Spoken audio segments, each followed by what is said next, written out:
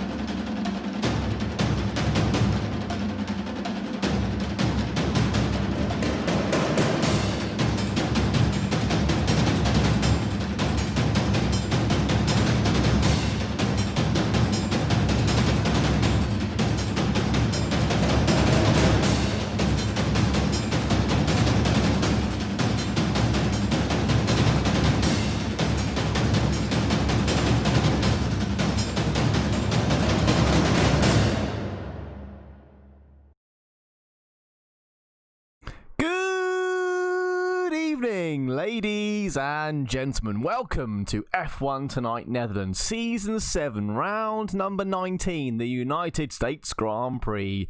I am your host, as always, Daniel Hazzah Burt. And joining me very soon, just after yet another update completes, I can taste he's a great commentator. It's Adrian Stats Rich. But he's not quite here just yet. As I say, just an update being done. So he will be here very soon, we hope. But let's have a look then at the drivers' standings following last week's Grand Prix out in Mexico. Moving slightly further north now into the United States. And Boy Williamson still leads the way for Ferrari, 332 points. Of course, no change in the top three, with Nicky Biss and Sildervit joining Boy in those that did not finish the Mexican Grand Prix last week.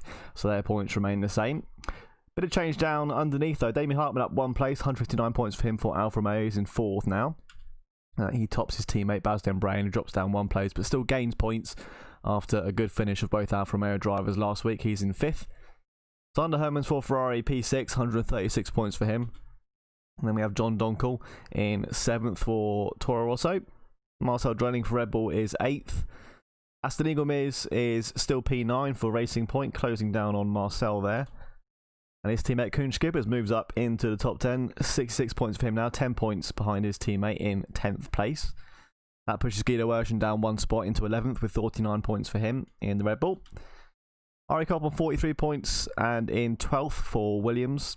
Then Paul Quarret up one spot. Another great result for him last week following Japan as well. Two good results on the trot for him. The Mercedes driver now on 39 points in 13th. Nisha Mahadra drops down one place then with 33 points in 14th place. Nils Ikema with 14 points is 15th for Haas. His teammate Brady Bavane gets one more point. He's up to 13 points now in 16th place. Martin Party Cooper in the Williams, P17 with 10 points.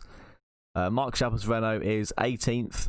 Peter Philippe in the Renault also, P19. And Miguel Torni in 20th for Mercedes, still chasing after that first point. I'm sure he'll get it very soon, we hope. But it's starting to close up and down the table again now. It was looking a bit spaced out before last week's race, but that's certainly changed that side of it on the standings here. Definitely that bottom half, Marcel Droning and Aston Eagle Miz, Koen Skippers, they're all in their own little battle as well. John Donkel sort of in a safe zone at the moment, for 16 points ahead of Marcel Droning, so it's going to be a challenge to get above him in one race.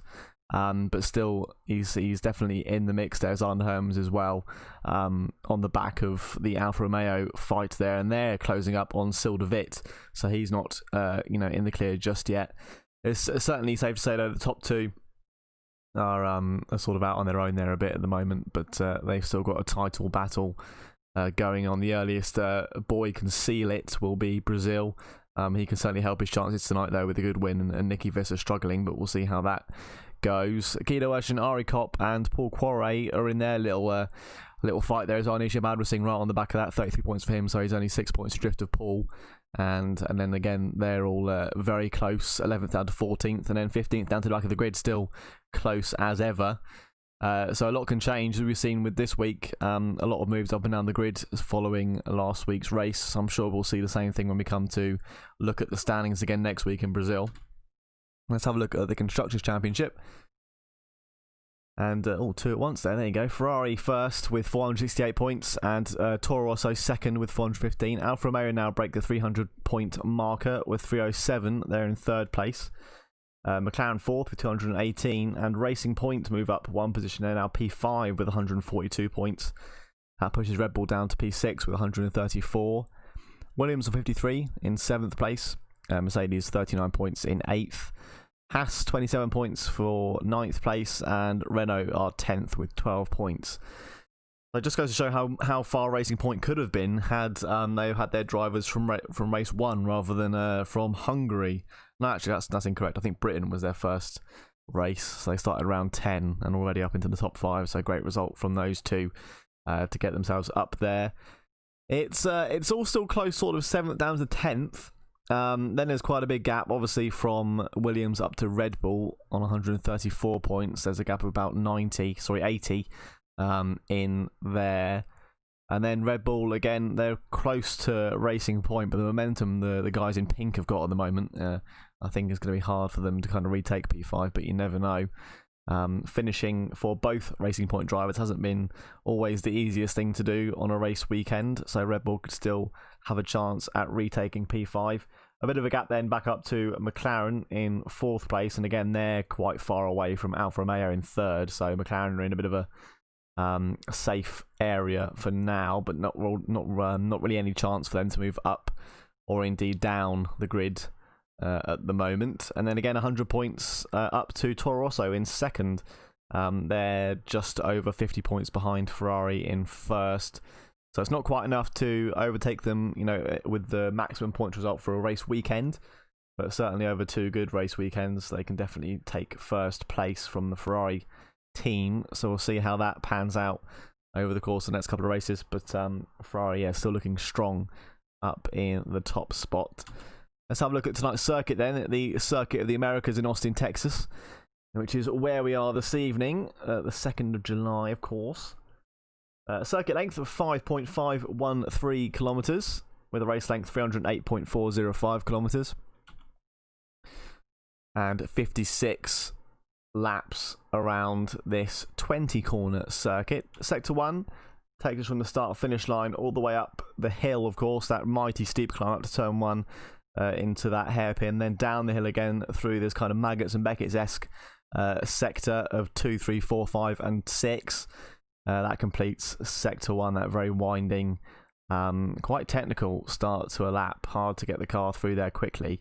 That leads you into Sector 2 then, which starts just before turn 7 and leads us up the hill again from sort of turn 6 really, up turn 7, and then a much more extreme climb up through 8 and 9 over the crest at turn 10, and then you're downhill into the hairpin of turn 11, a heavy braking zone, great for overtakes before the DRS straight, although it's probably worth staying behind a competitor, as you can get DRS down the enormous back straight between 11 and 12, sort of more of a kink, but it's flat out the whole way down there, and then that's downhill again into turn 12, that other heavy braking zone, great for an overtake into that corner. That's where Sector 3 then starts, just into turn 13, and then you're through this other technical part of the circuit, really, 14, 15, 16, 17, 18 and 19, all this kind of string of corners.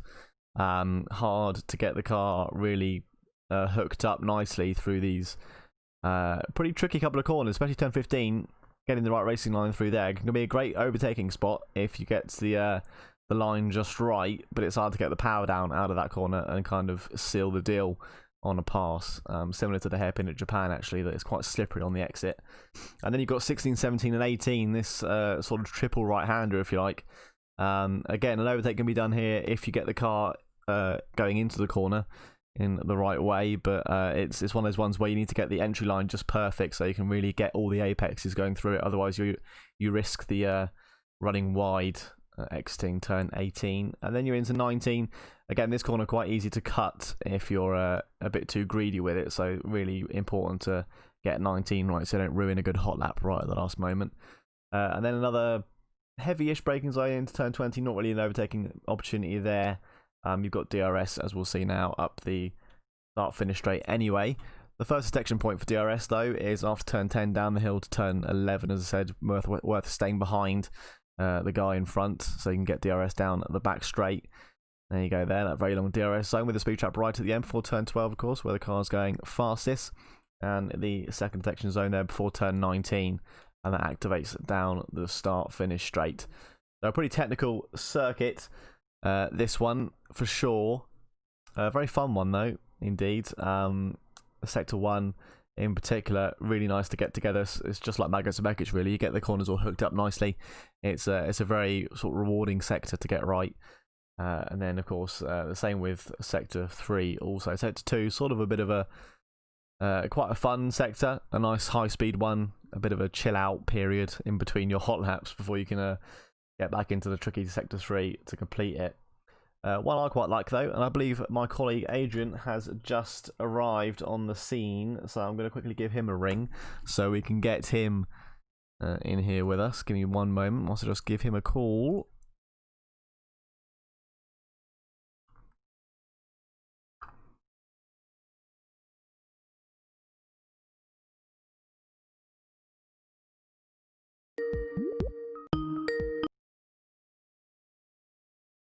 He's not going to answer now, is he?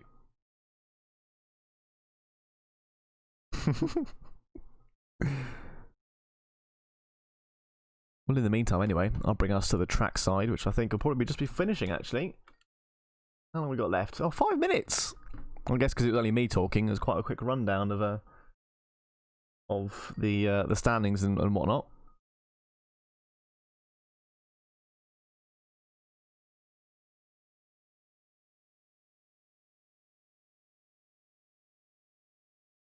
Come on, Adrian. Answer the phone. No, he doesn't want to. Oh, well. Blocks to you then, mate.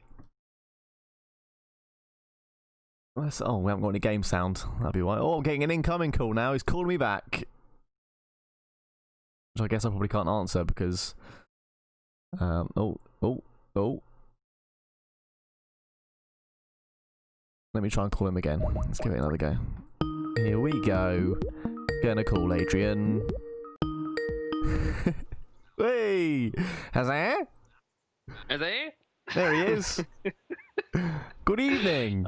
Good evening. Finally. Sorry, I'm really sorry about that. That's all right. It wasn't even fashionably late. It was, no, ridiculously late. One good thing though about being this late, I was able to taste my dinner. Delicious. Fantastic. Did you manage to capture my my intro? I did indeed. Absolutely wonderful intro as always. Just a real shame I wasn't here to experience it firsthand. Not to worry. Not to worry. 2 more races yet before the end of the season, so I'll try not to. I'll try and figure out 2 more intros. It's getting harder every race. I'm sure you'll do it. Anyway, good to have you here. As always, of course. Thank you. We are live on track now, so I don't know if you're here with us. You can give us a rundown of who we've got with us. Still just trying to join the session. Roger that. 3 minutes left in the session. But yes, I have been watching the stream from the beginning, and it's the top 3 didn't finish last week, did they? All 3 of the top 3 scored 0 points. And still DeVitt, especially P3, he's actually at risk of losing that position, especially with Damie Hartman right behind him, and with Damie picking up the win as well last week. So yeah, he's certainly got the momentum with him. I think Sil need whoever finishes P3 will probably finish on something like 205 to 210 points. I think Sil's on 185 at the moment. Yeah. With Damien on 159. Yeah, that's it. Something like that. So yeah, I think Sil will need a couple of good results here in the last 2 out of 3 races. So I need to just take the pressure off a bit. I have now finally joined the session. The 2 minutes You have, yes. remain. I shall run down the drivers Quick, that we have. go! So Davey Hartman is here then, following on from his win last week. He's here with his teammate Baz Brain, who he leapfrogged in the championship. Boy Williamson, Sander Hermans, both here in the Ferraris. Boy obviously leading the championship. I think you said he can win the championship at Brazil. I think is the earliest it's possible for him. Yeah, that's correct. Guido Urschen and Marcel Dronig, both here. Guido just dropped out of the top 10. I think he's P11 at the moment. And Dronig was 8th. They're both in the Red Bull. Paul Carey and just Paul Carey. I have not checked my notes to see who we actually haven't got. Yeah, hang on, let's see if I can find it. But it looks like Miguel Torni is not here. So yeah, just one Mercedes today. Mahendra Singh and Sil de Wit both in the McLarens, both here tonight. Nicky Visser here. His teammate though, John Donkel, the league owner, not present tonight. So just one Toro Rosso. Coach Skippers and Aston Negomez, they're both here tonight in the racing points. Incidentally, the racing points, yeah, as you pointed out earlier, it was what they into the top 5 now. They've only had 9 races, I think it is. Yeah, this will be their 9th race, I think. Is this their 9th or was it? They had 9. I'm not quite sure. They started around 10, so. Yeah, I think they've scored an average of 15 points between them every race since they joined. So yeah, that's pretty good going. Peter Phillips and just Peter Phillips here, the one Renault. Ari Kopp and Martin Parder Cooper, 2 Williams. They're both here. Very deep vein is missing his teammate Neil Ziekman, so just deeper vein in the house tonight, and that makes up the 16 drivers. Just to confirm who we haven't got driving is Neil Ziekman. Back starts Miguel Torni, Aston Eagle Mears and Martin Pardy Cooper. Starting at the back according to John in the Discord.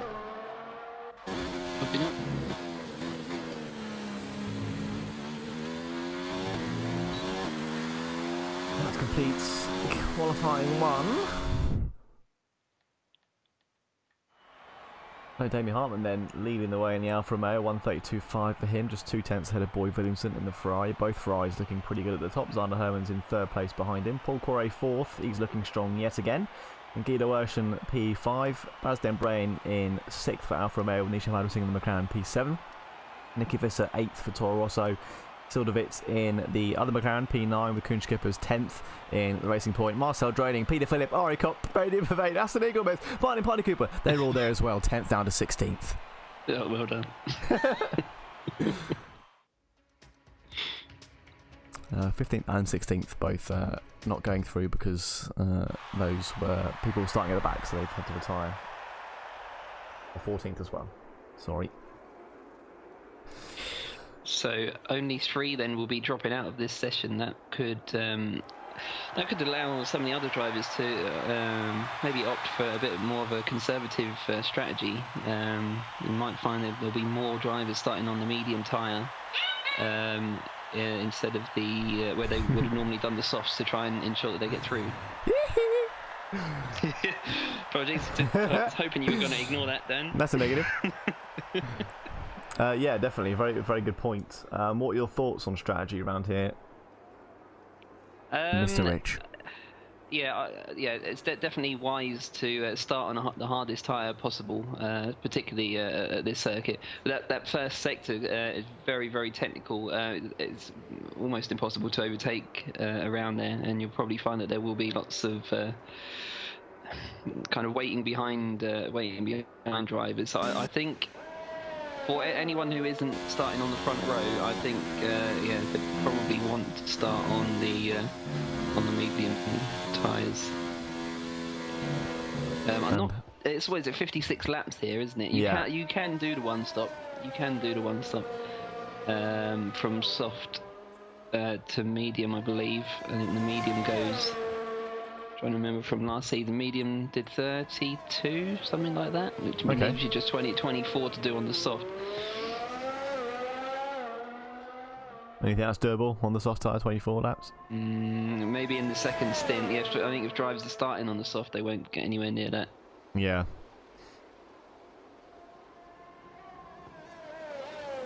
Looks like Ari Cobb will be first to get himself underway. He's on the medium tyre at the moment. Let's have a look and see what everyone else is running. The majority soft tyres at the moment. Kuhn Skippers, Ari Kopp, or Marcel Drain just switching there to the medium. Nicky Vissazan, Hermans and Guido Urshan all on the medium tyre there as well. Our boy Williamson also switching to it, so it's about half and half now.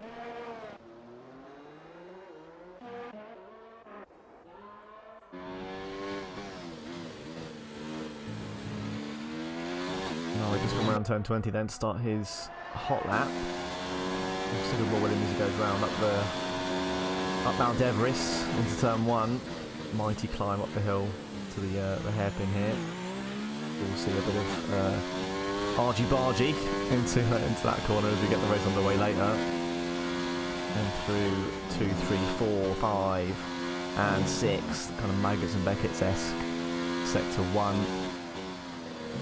And through 7, as we go uphill again, through turn 8 and 9. The car can get a bit squirrely through here, so I want to keep the power applied nice and smoothly. Then down the hill through turn 10 into 11 here. Onto the long up and downy back straight. DRS open now. Up and down side to side like a roller coaster. Then we go downhill again into turn 12. Good overtaking spot in the race here as we enter sector 3. Very tight and windy final sector. Nice one to get hooked up over a race lap. Through 14. Hard corner there to a double left-hander. Hard to get the car through there easily. Then you're through this triple right-hander of 16, 17 and 18. And then the final left-hander, or the penultimate left-hander, sorry, of 19. And into turn 20. Again, 19, one where you want to be careful not to cut. Quite easily done there. But comes across the line, 135.0 on the medium compound.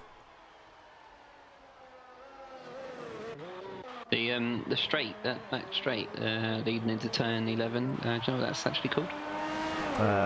Negative. It's called the up and downy straight. Is it? Wow. It is now. Damn. That's a great name. I actually had a look on the. I tried to find it. There's none of the corners here are named. Yeah. I presume because it's quite a new circuit. Most of the old circuits that have names in their corners. As we'll see next week with Brazil. He's got loads of funny names. I think they must be waiting for a brilliant American driver. Yeah. Can I think of one? Well, Andretti's American, isn't he? Yeah. And Scott Speed. Good old Scott Speed. Alex Not so Rossi, speedy. remember him? Yeah, he was meant to join F1 Yeah. at one point. Yeah. Nicholas Latifi, well, he's Canadian. Yeah, it doesn't count. He says finally a good Canadian in F1, no? Hello, Jack Villeneuve. No, I mean actually currently in F1. Alright. Lance Stroll does not count. Lance Stroll's had more podiums than me. I don't care, I don't like him. I like you. Oh, stop it. He's just, I don't know, he's just a bit of an arse.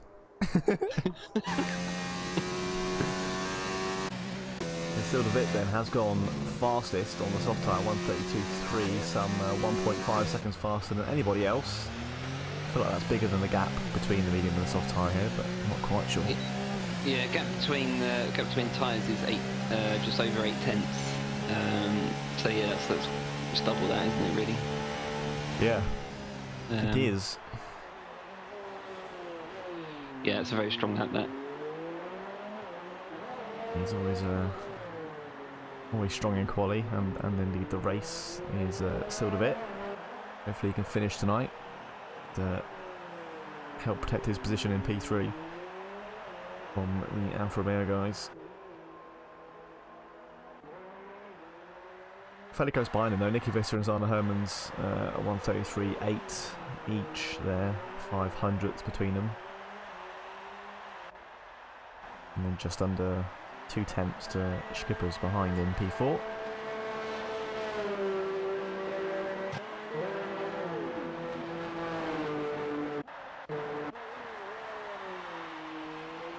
What do you think of Circuit of the Americas, Adrian? Oh, it is actually one of my favourite circuits, really. Yeah, enjoy watching it, enjoy racing it. Didn't really care for it so much when it sort of first appeared on the calendar. Yeah. Although I am glad I'm glad it's not Indianapolis, because I really did hate that circuit. But yes, yeah, over the years it's just grown and grown on me, and yeah, I love it, and hopefully it remains sort of long into the future. Yes, indeed. I concur. Although I quite like Indy, so. But yeah, you know, the United States is one of the few countries who have had multiple Grand Prix in the same season. Yeah. They've had loads of Grand Prix over the years, haven't they? The Las Vegas Grand Prix. Yeah. Do they have Miami? Or was that one they were thinking about? No, yeah, they didn't actually have Miami. Dallas was Dallas one? Yeah. There's one that begins with L. Come on, what is it? I'll have to look up. They had 3 in one season. I can't remember what they were. I just remember one being Vegas.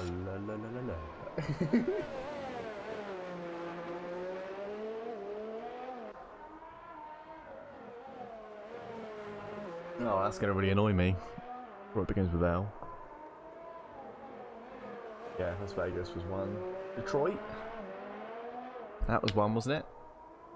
Yeah, I think so. Detroit! Was the home of American sort of motor manufacturers, wasn't it, for a little while? Yeah, that's right. Peter Flip then goes P5, 1:34.2 on the soft tyre. 9/10 behind Sildovit. I think Peter Flip will be pleased with that. I mean, he's 7/10 ahead of the likes of Guido Urschen, very experienced Fontenay driver. Yeah, had well over 100 Grand Prix. Yeah, he'll be chuffed a bit with that. 2 Skippers as well. 1:34.0. I think. Did he just come across the line? No, he's in the pit. Somebody just jumped across the line. Oh, was it Boy? Sorry, it was Boy Williamson. Oh yeah, 33.7. Yeah, that's more like it. Oh no, it's not. I was thinking, yeah, that's pretty close to Sil. I thought I was thinking he was a 33.2. Negative. So he's still 1.4 seconds behind. Yeah, and absolutely not taking anything away from Sildovit, of course, but yeah, drivers are fully aware that 4 drivers here are going to drop out. They may not have to push quite so hard. Yeah. They may just be sort of saving their tyres a little bit in this qualifying session. We'll see what their true qualifying pace is like in Q3. We shall. I don't think I'll be able to save my tyres over a lap. Can you not? I just can't not go flat out. That's it. There's kind of one speed gearbox. It's more about your sort of managing your steering inputs. So you're consciously trying to be very smooth on the steering. Still be fast because you need to set a fast time. But you're actively doing all you can to avoid excess wear. Yeah. It is a skill in itself. Yeah, it's just foot to the floor. Go as fast as I can, really, and the car just gets faster when the track gets greener as you go through the sessions. Indeed. Sorry, Peter Phillips has just retired from the session. Is that was in the pit? Yeah, in the pit lane. Yeah. Nisha Adelsing there going P3. Well, he's P2 for a moment. Paul Quarry though just pips him to P2 with a 1:33.0 on the soft side. Yeah, he's found a new lease of life. Yeah, he's becoming again a qualifying specialist. Well, not just qualifying, but he's been doing well in his last few races as well. Yeah, but, yeah, certainly we're seeing him up there.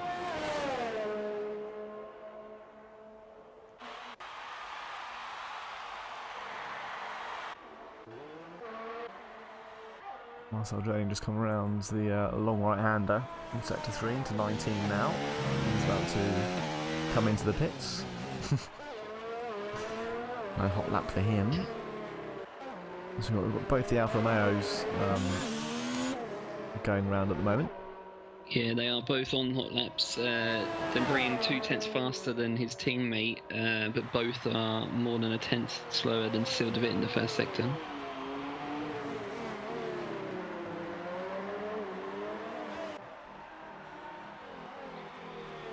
37.292 in the middle, and a 37.292 in the middle for Dembrein as well. So both drivers at the same sector time. That is again 2/10 slower than Cyril de Witt. Yeah, showing his fake purple on the monitor. Jumble with Danny Hartman then again as he comes round. Final turn here. Crosses the line. 30.3. And 32.7 there for Paz Dembrein. So the next, the only other driver to get into the 32s then at the moment. Yeah, Dembrein was only a tenth off in that last sector. So I was just trying to say that it was a 30.3 was the fastest third sector time. That was a 30.4 from Dembrein, 30.8 from Damien Hartman. Don't know if he made a mistake in that final sector, but yeah, lost 4/10 there. He could have been within the, under that 33.0 benchmark.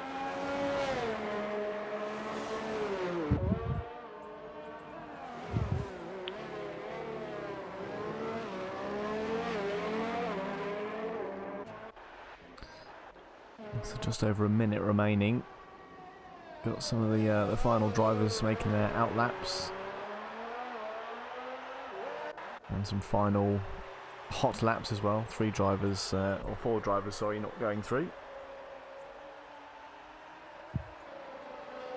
And Peter Philippe is definitely one of them, having retired earlier on.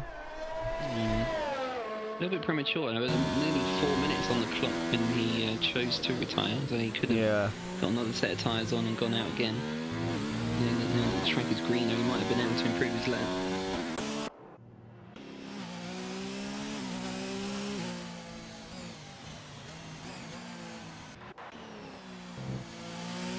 Two Red Bulls look like they are going to be setting laps. In fact, Guido Ashton is on a lap at the moment. Yeah, he's come around to turn 20 now. Let's see what he can do. Push the line, 33.3, not too shabby. And for Guido there, his teammate's just behind him, isn't he? I think Marcel. No, he just started the lap. Hermanos is out of this session. Yeah. Yes, he is. He is still in the pit.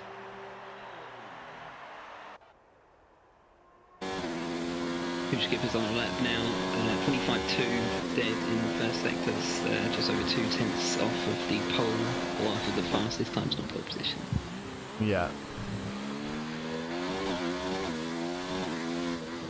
Is that purple in 2? Negative. This game's useless, honestly. So 37.238, 37.051 fastest second sector. Again, 2/10 down. Could be within that 33, under that 33.0 mark. Yeah, let's see what he can do. Around the final corner. It's Kunskipper stands between Ari Kopp going through to Q3 or not. Knocks him out. He goes at P4 there, 1:33.0. Only 1,000th per second, far slower than Paul Quarry there in P3.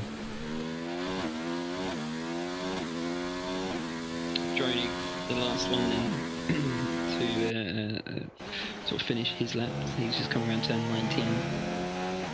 Some way off the pace of the top, but it might be enough for 10th. Yeah, looks good. P8 there, 133.5. He kicks very deep a vein out. Yeah, it's all very close, isn't it? Nicky Visser leaving it a bit late, but gets through on the medium tyre anyway. Could be good for his strategy, as he said.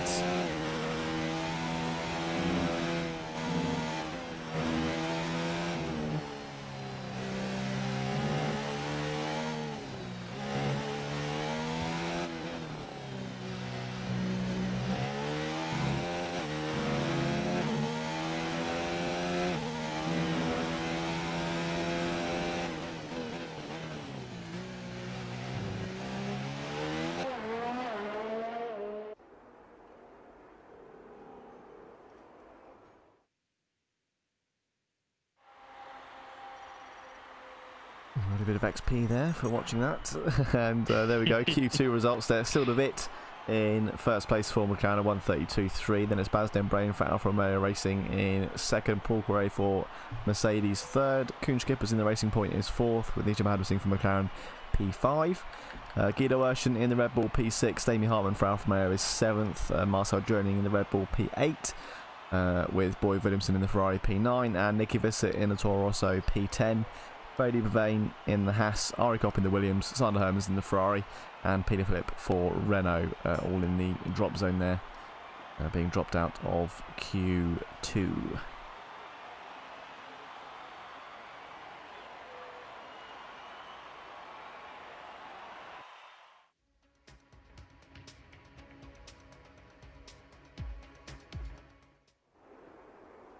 So into Q3 then, the final qualifying session of the evening.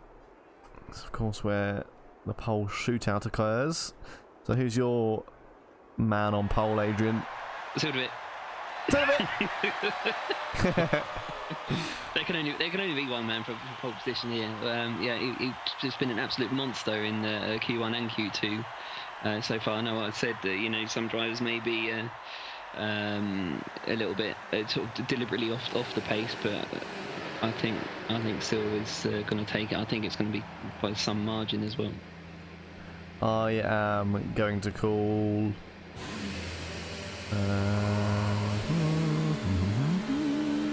Nicky Visser. Pole position. Yeah, Nicky Visser only just scraping through. It was 10th place in Q2, but interestingly, he and his main rival, Boy Williamson, both on the medium tyres. They'll both be starting on the medium tyres at the start of the race. Everyone else on the softs. Spoiler on the medium as well, was he? Yeah. Nice. Yeah, I'm just thinking Nicky didn't run the soft in Q2, so he's got some unknown pace for Q3.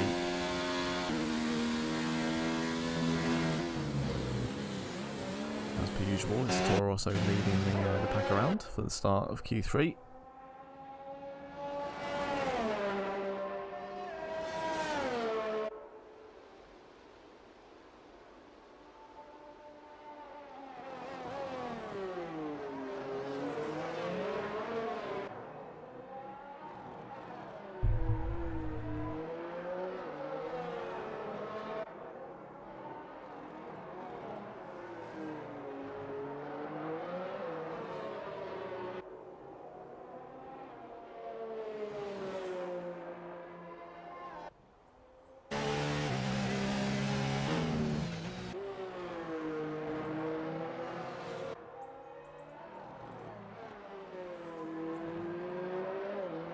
So, getting on the way then, Nicky Visser for his opening hot lap.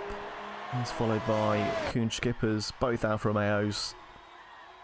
And looks like, who's that? Guido Urshan there behind him. And Paul Poiret's in the mix there as well. 6 drivers getting underway there. In quick succession.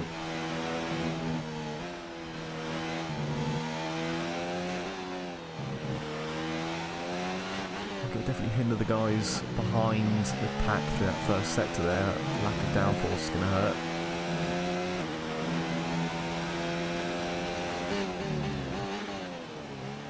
A little bit deep there into 11 for Nicky.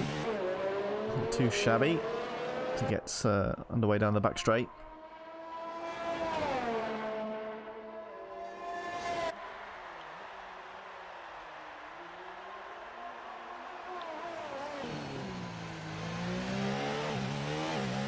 Feeling then we're going to see some sort of slipstreaming from the Alfa Romeos. Yeah, it looks like it, doesn't it? How close they are together. They've been such a strong team this season, Alfa Romeo. So closely matched as well. Very similar drivers. Yeah. Yeah, I mean, they definitely started off strong. I wouldn't say they've been so strong all season. But certainly as of late they've seemed to have come back a lot stronger. 32.4 though for Nicky Visser in the Toro, also 32.8 for Kuhn Skippers, and into the 33s for Den Brain and Hartmann there. 33.1, 33.2. Walker splits the both of the note. 33.2, 3.4 for him. Nicky Doerschen slots into P6, 33.9. Very good time from Visser though at 32.4. That's a bit more like what we expect. Yeah, what's that, about a tenth off what Silderbit did. Silderbit does a 32.8 this time round. In P2 for the moment. Nice helmet on Sil.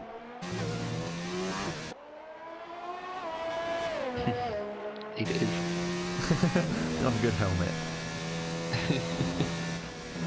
He put some thought into that one, that's good. Yeah. Well, Williamson though, sorry, 32.401, lovely stuff. And the Ferrari driver. Usual suspects on the front row then, at the moment. Yeah, the top three in championship order. Indeed. Just need Damie P4. Yep. And Baz P5.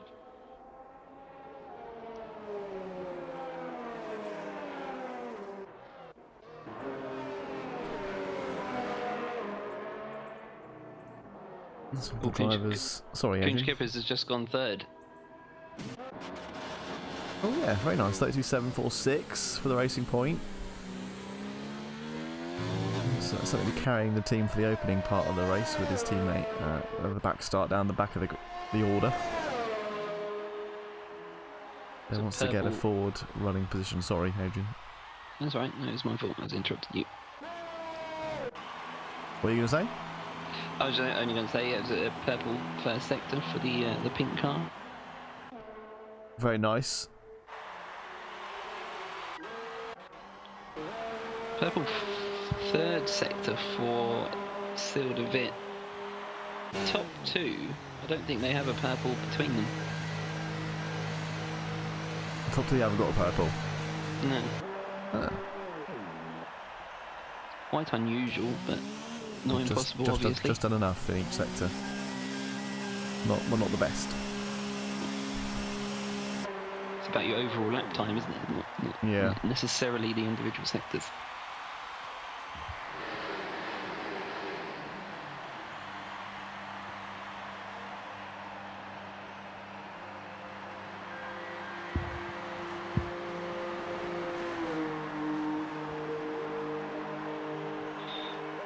Walker just leaving the pit then.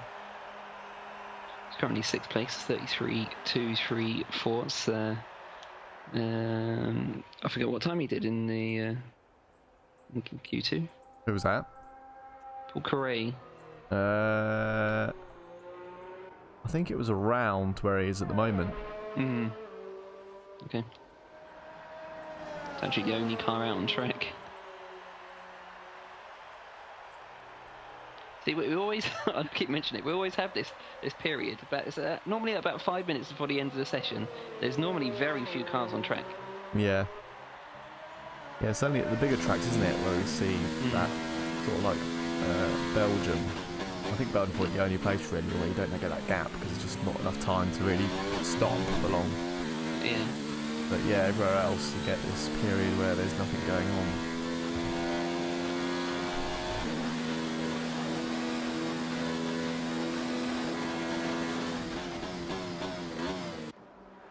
Oh, I take back what I said about purple sectors. Boy Williamson has the fastest second sector, but yeah, the other two sectors, purple sectors, belong to third and fourth placed skippers and De Witt. Well, Roger.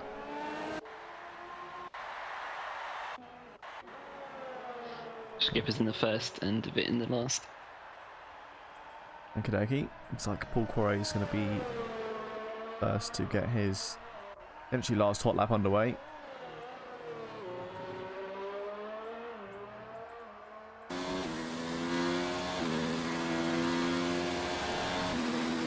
By the way, if you'd have chosen,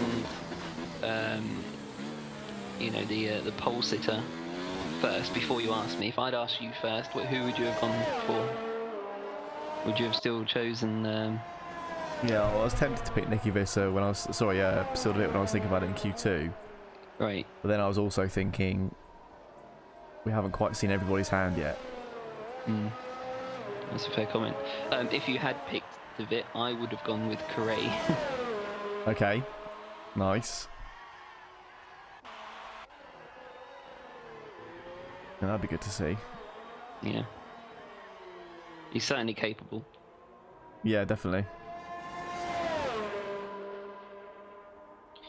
First sector is the second fastest first sector we've seen in this session, so good stuff so far.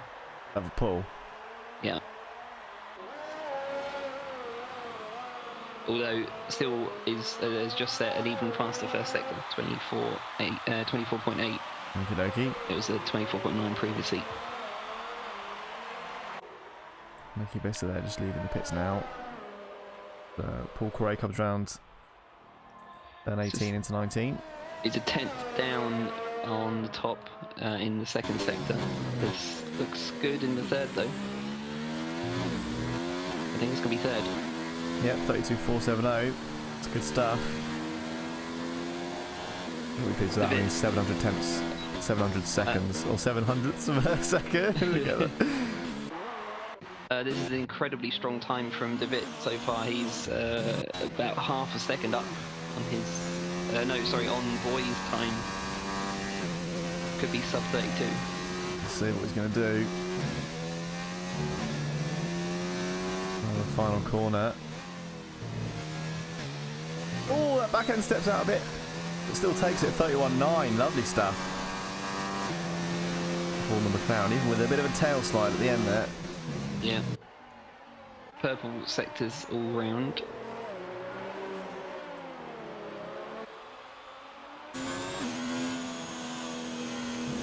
Just an absolute monster on this circuit, it seems. Yeah, Boy Williamson's backed out of his hot lap. Hopefully he's got enough time to get back around and start another one.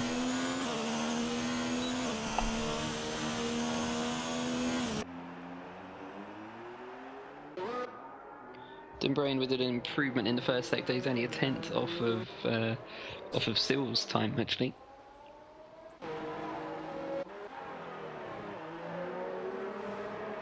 Is that purple in two or not? I presume no. It flashed up very quickly for me. It is not, no. Very fast though, 37.1, so a 10th off.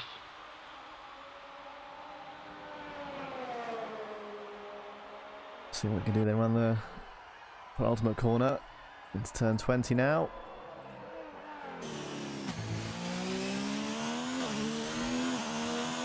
P2 goes P2.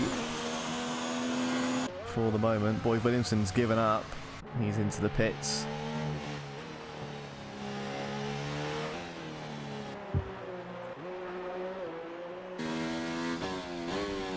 It looks like Paul Quarry was able to go again by the looks of things. So I'm going to fuel for a second run. Yeah, it looks like it. First sector is slower than his best, but still decent. I don't think it's going to be an improvement on his time. It's a difficult one to beat. We'll see. Mahad was seeing finishes there, 132.6. He's P7 for now. This has just gone purple in the middle. Only just beating Seal's time.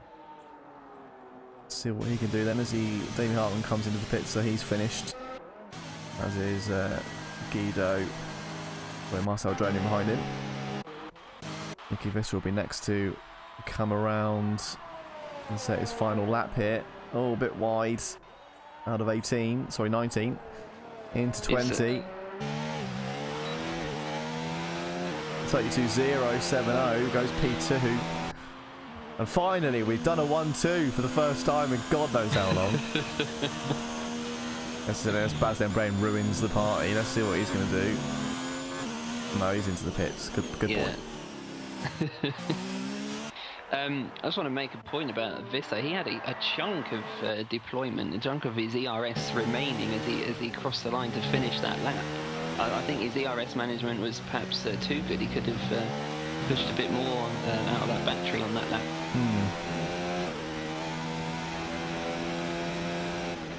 He had something like 30% of the deployment allowance left. Yeah, that's quite a lot, isn't it?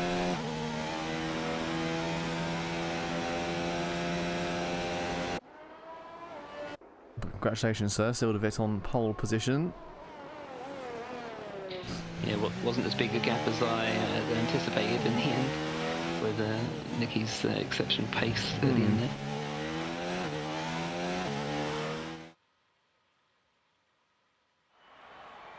So there you go then, still a bit on pole position for McLaren, 1:31.937. Nicky Visser in second, Toro Rosso.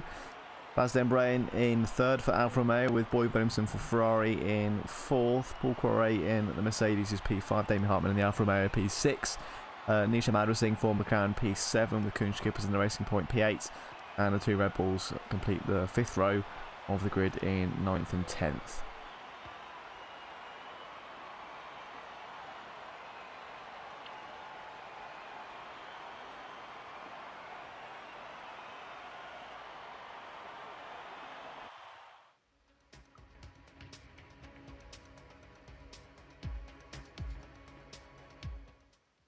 Is that 9 poles for Seal now? 9, 10? No idea. I can't remember. No, I can't remember. A lovely sunny day here, though, that's for sure. I don't know what the weather forecast is like. The surface is dusty. The surface is dusty. Let's have a look at the comments here. So I've put the transition screen up there because whenever I click on the internet browser, it closes the Xbox stream for some reason. So rather than you looking at my desktop, you've got that instead. Zander says, good luck, drivers, and have a good session at broadcast. Great as always. Grazie, grazie. Forza Ferrari, of course, in Zander's case. Adrian Rich commenting in, good luck, people. Sorry, I'm going to be late again. Bloody Xbox updating. Methodris, that guy as always. Methodris in there, Coon Skippers, good luck everyone.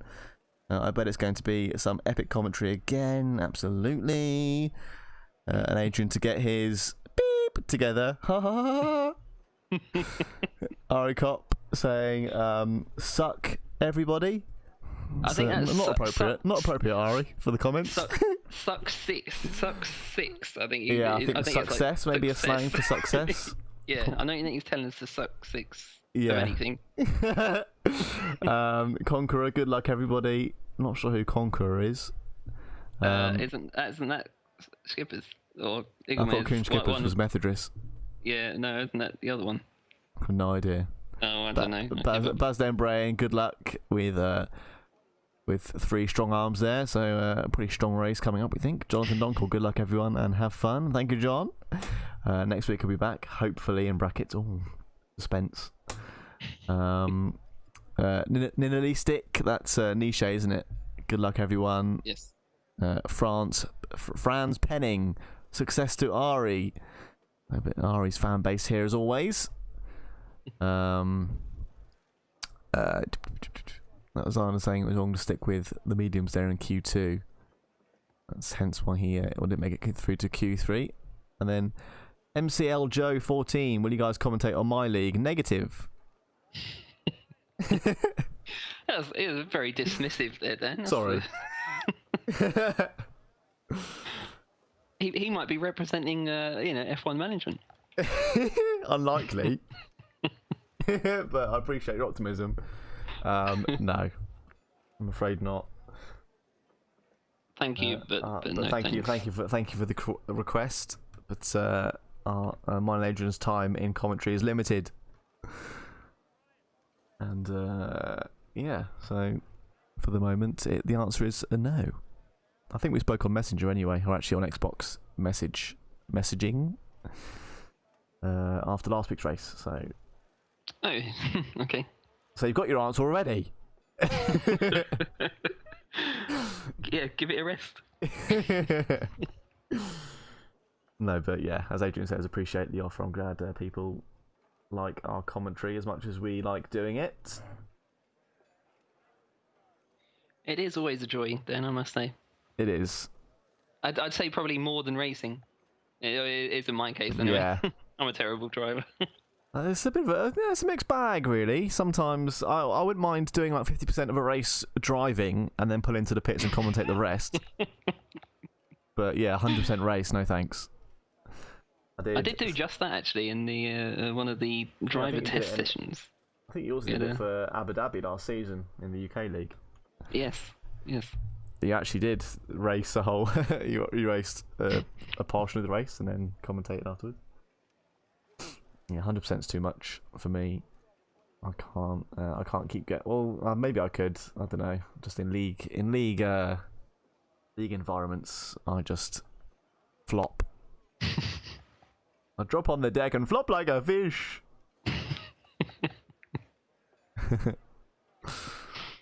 And drivers readying up. Have you got a weather report? Do you know? Oh no, we just. I have on the not. fence. No. Yes. But I think we should probably get off the fence and decide who's going to win this race. Absolutely. Well, my money is on Nicky Visser to win. Yeah, it's a good call. He needs to. He needs to if he wants to win this championship. I hope he does. I don't think it will be Nicky, though. I think it will be Boy. I'm sorry. Roger that. Oh, Boy it is. Boy or Nicky? Could it be another 1-2 on the cards for the commentary team? Let's find out in about an hour and a half's time. Let's have a look through the runners and riders. Silvervic leading us round in P1 for McLaren. And behind him, Nicky Visser in the Toro Rosso. As then Brain in the Alfa Romeo in third place. And Boyd Williamson for Ferrari P4. Paul Quarret in the Mercedes P5. His favourite spot as of late. And Damien Hartman in the second Alfa Romeo P6. Shane Mahadwasing in the other McLaren P7. And King Skippers P8. Or I can find him. There he is for Racing Point. And two Red Bulls, 9th and 10th. It's Marcel Droning in 9th. And Guido Ocean in P10. Bailey Bavane, the lone Haas tonight at the home circuit, P11. Ari Kopp in P12 for Williams. And Zander Hermans in 13th for Ferrari. Peter Phillip in the lone Renault this evening, 14th. Aston Eaglemere's the other pink car. He's down in 15th with the back start. With Peter Phillip, and our last runner of this evening, Martin Parder Cooper or Williams in P16. Oh, I've got the world's itchiest nose. I hate having an itchy nose. It's horrible, isn't it? Ugh, Jesus. Back to the front of the grid though. Silvervic brings the pack around turn 20 I thought the Circuit of the Americas was one of those nice tracks that had the corners label. But, apparently it's only France. Okay. Just by my knowledge of what looking at tracks, I know France has definitely got the corner numbers. Anyway, drivers slotting into their grid spots using the little yellow markers on the right to line themselves up.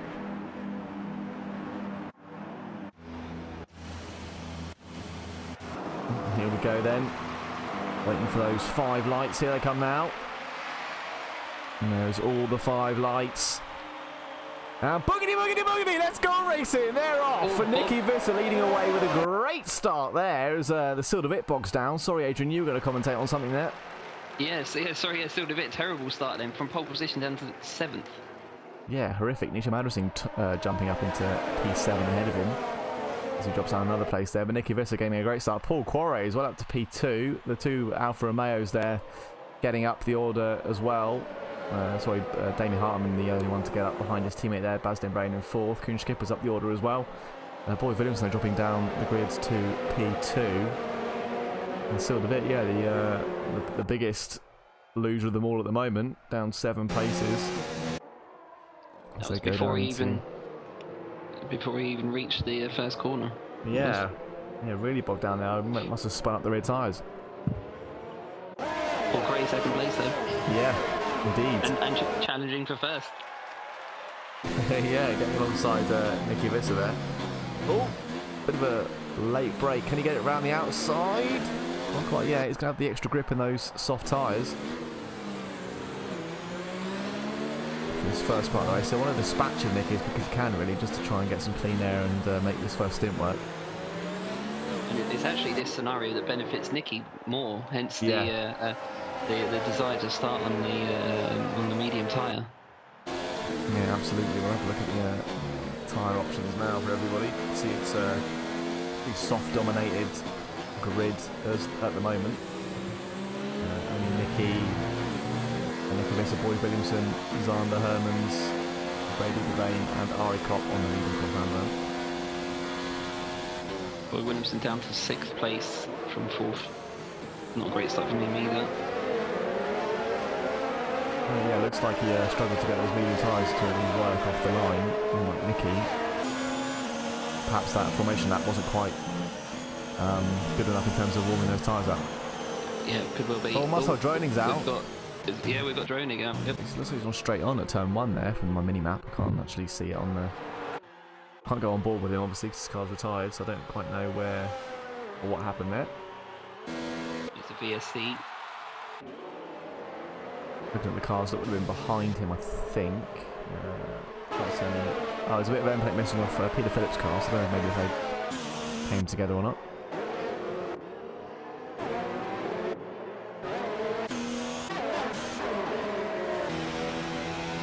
Some way off the back of the rest of the drivers here as well. I wonder if there's no damage on this car either. No. That's a big shame for Marcel. He's doing well in the championship in this sort of latter half. 8th place in the championship, I believe. Yep. Yes, indeed.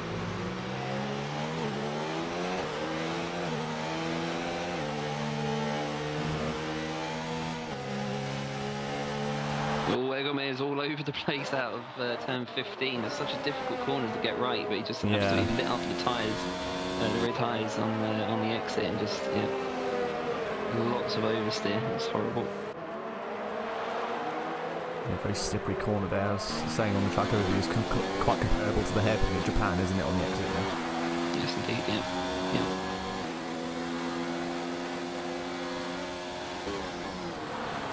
Just further back, Phillips and Partikibber side by side into 1. This is the battle for 13th. Partikibber concedes without much fight, actually. Yeah, nice move there from Phillips into turn 1. Oh, sorry, we've got Sander Hyman spun off. He's out. Oh! Safety car as well. Go on with Ari Kopp, see if we can see the accident. I think I just saw it in the background whilst I was watching Peter Phillip go around. So there you go, you can see his car on the left there into the barrier. I think there was contact with Urshan. Urshan just recovered his car. Manually recovered, I should point out. It was facing the wrong way to just sort of spin it back round, put it back on the track. There does seem to be the end plate on the right hand side of the front wing missing. Yeah, that's pretty full red, isn't it? Right front wing there for Guido. So to kind of help make that stuff a bit less painful. And this safety car is actually hurting the medium runners the most, because it allows other drivers to effectively change their strategy completely without really losing anything. So those soft runners, they can actually switch to the medium tyre and effectively start this race, if you like, on the medium tyre, and therefore do the same strat as Visser and Boy, and the tyres will be slightly younger. They will still, of course, have to pit again, but so will those two.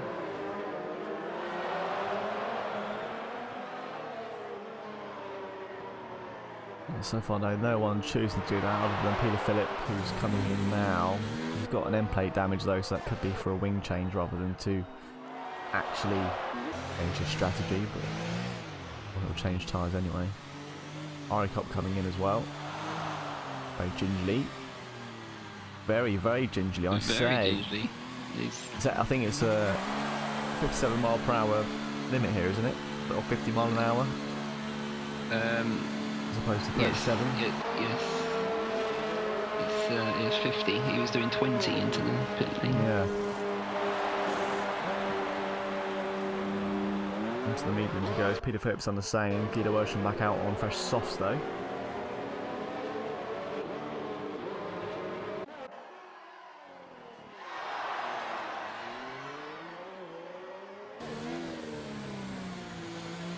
Having a look at some of the drivers in the sort of rear half of this race. Egomez started 15th, now up to 9th place in 3.5 laps. Yeah, that's good work. From where did he start? P15, didn't he? Yeah.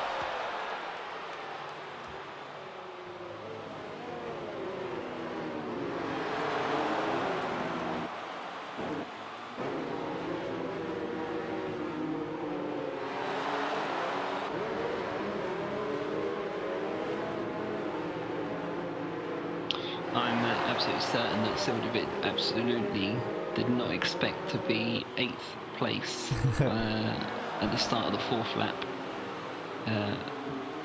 from pole position. It's a pretty safe call. It's a big shame, but you know there's a long way to go yet. 52 more laps after they cross the line here. Still well over an hour and about an hour and 20 minutes actually. Yeah. A long way to go. He's a quick driver. The only difficult thing is he's got quick drivers in front of him as well, so... Yeah. So my little reaction there was for Mahaja Singh just ahead of him, very nearly ploughed into the back of Boy Williamson, just dived out the way at the last second, and they went, that was a lapse of concentration, or Boy unexpectedly braking.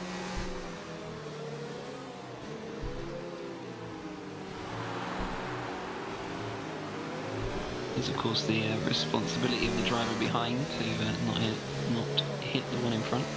Yep, indeed. So Silverwood almost hits him. Back to teammate. To follow so close under the safety car, giving each other some space.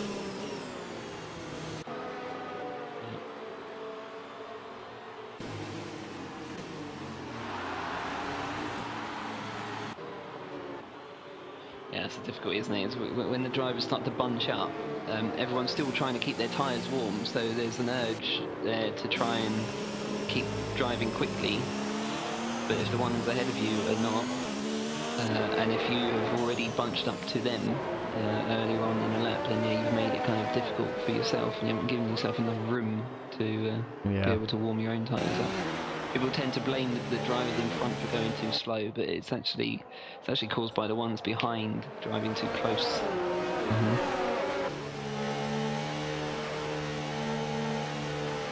actually the same effect in real life traffic. That's what causes traffic, driving too close to people in front of you.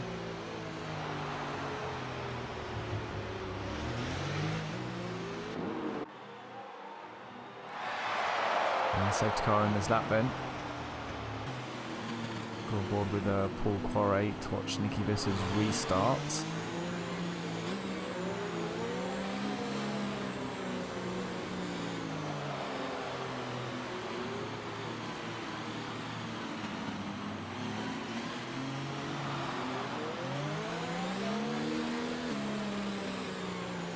Nicky's had a few of these restarts. Yeah, no stranger to restarting the pack after the safety car goes in. Another corner to go until it's into the pits fully and they can get back to racing speed. That's about now.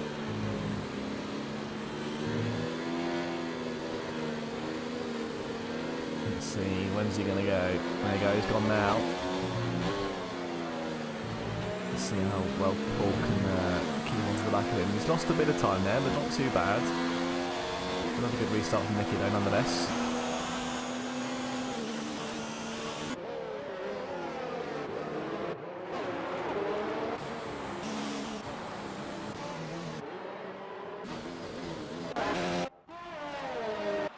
And no change though further back, all as it was before the safety car restart.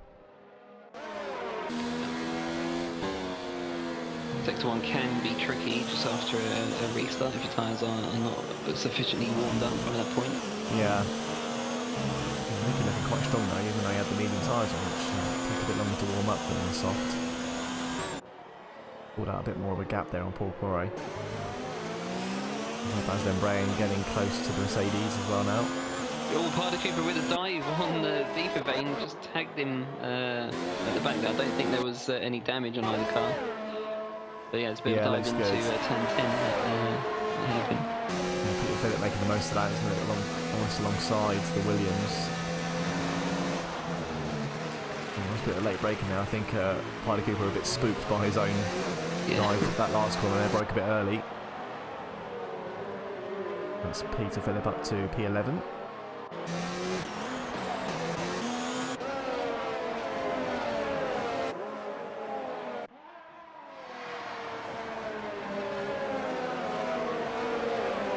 So easy to do that, isn't it? Oh boy, Williamson, the first one to get a penalty from multiple warnings. It's 3 seconds added to his time.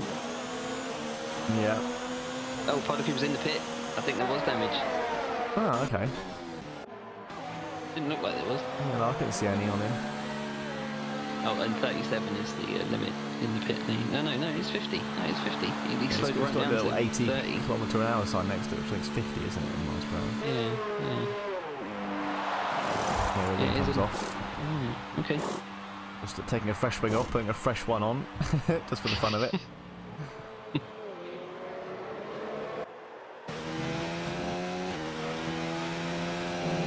A newbie on the crew thought you changed the wing and the tyres. No, what are you doing taking the wing off? What? You change it all, don't you? Oh, sorry, sorry, a little bit of contact. Damien Hartman just collided slightly with Kuhn Skippers on the exit of the hairpin. Just his Damien Hartman's rear right tyre came in contact with the front left of the racing point. No damage. Got up there as well into P5 now. And that's then rain up past Paul Quarry into P2 as well. I think that was down the back straights.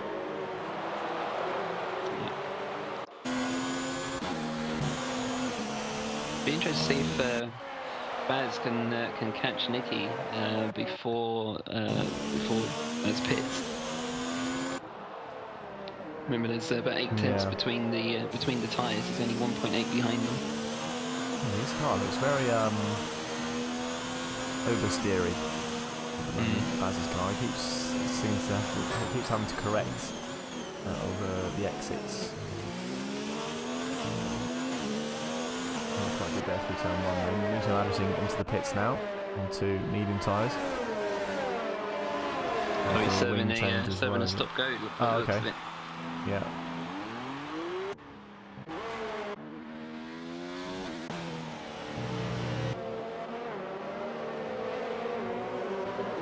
weird. He didn't say anything about stop go on his sort of, race director, the history.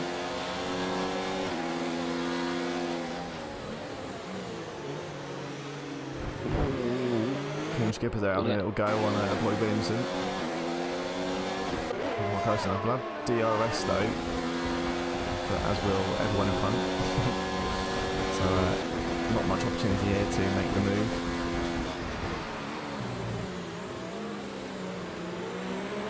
They're both all over the back of Damien Hartman though. Looks a bit vulnerable at the moment.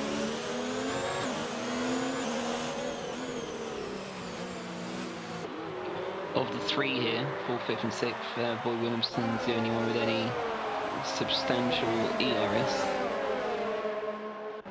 That proved beneficial. Aston Eagle moves up to P8 as well. Laps ago I think that was done, but they're making moves. And they're placed behind his teammate now.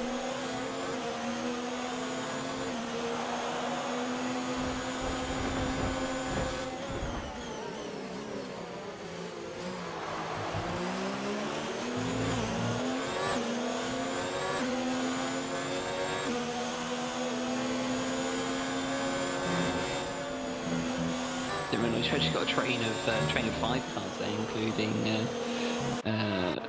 De Witt and Egmer's just behind. That's the fight for 4th.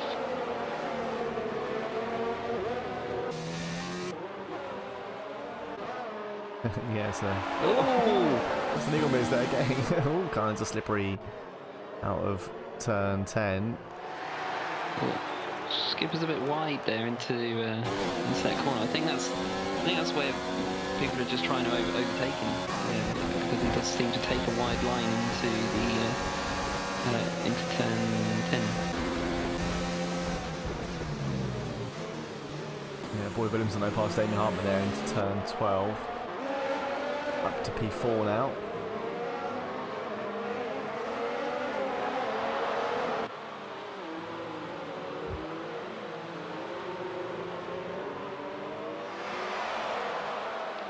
Yeah, Hartman's for a moment looks a little bit oversteery as well. I think that's both of those cars do. That's not a nice feeling.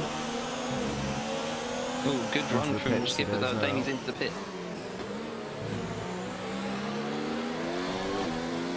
Damie's come off the soft tyres. He's only done 10 laps.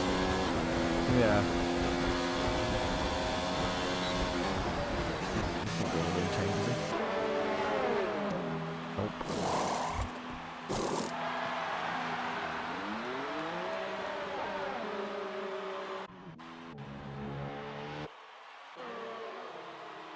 Paul Poiré back up past Basden Bain as well.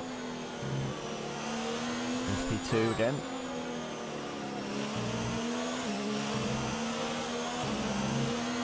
Boy Williamson, another 3-second penalty.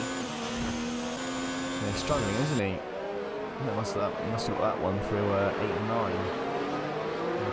One's there to cut if you're a bit too aggressive.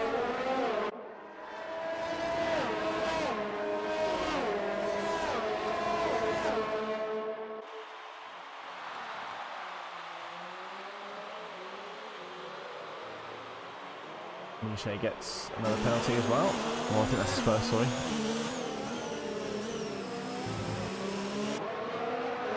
Sorry, I didn't realise Gray is back in second. Yeah.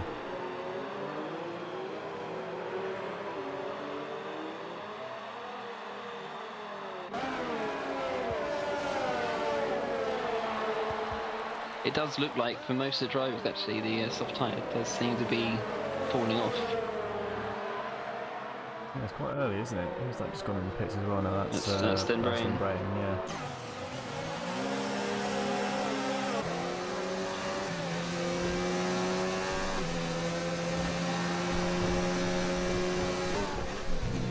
Two stops all round then by the looks of it. Soft, medium. Yeah. That's both Alfa Romeos in stops. Damien Hartman coming out quite close to his teammate. As usual. Yep, P11. P12 for those two. Well, Ari Kopp does not need to do that. Just let them both pass. Like he was being lapped. That was for position. He had absolutely every right to defend that. The last point paying position on the grid as well. Yeah. It's P10 that he's given up. Doesn't look to be very happy here, that's for sure. Just seems to be cruising around. Really pushing. I think he's aiming to just finish the race and hope that the DNFs will sort of guarantee him a few points. I think that may be his mentality, which is fair enough. You know, you've got to finish the race to score points. So yeah, I wouldn't be surprised though if we saw 14 drivers now finish.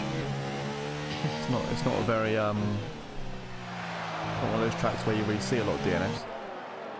It's not, no. So I think everyone we got out on track now probably will finish this one. Nicky Visser's just got a 3-second penalty. Oh, that's gonna at least bring him a bit closer to Boyd Williamson then. It's funny, isn't it? Only the two top drivers in the championship are getting these penalties. Yeah. So far. The ones pushing the hardest. Well, is that the case? Is it? Because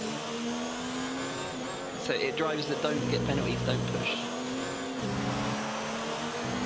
I don't know. I presume you're more likely to cut a corner if you're going for it harder than somebody else. I think if you lack discipline, you're more likely to cut a corner. But I think you can be just as fast, not cutting corners if you're focused. Yeah, definitely.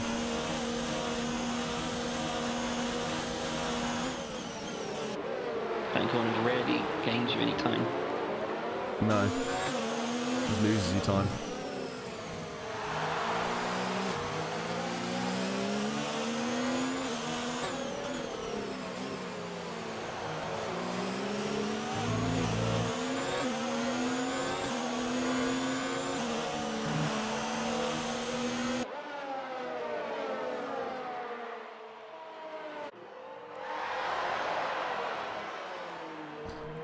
Gets 3 seconds there as well. Williamson closing down on Paul Poiret for P2.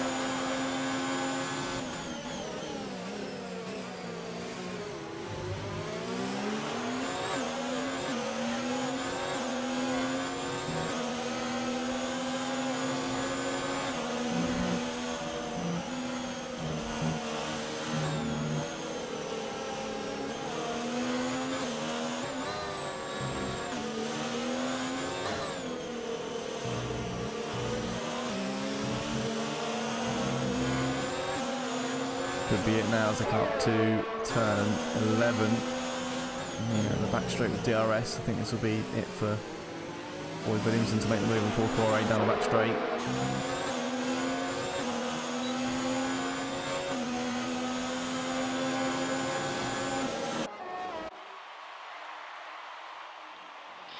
Yeah, pretty defenceless there. Yeah, nice and easy, I think. Who's that round the outside? That's Kuhn Skippers as well, round the outside of Parade. Oh yeah, nice move from the Racing Point. Up to P3 as well.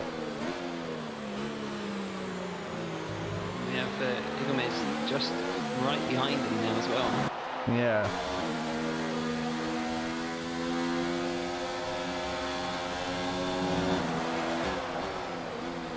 Pretty penalty there.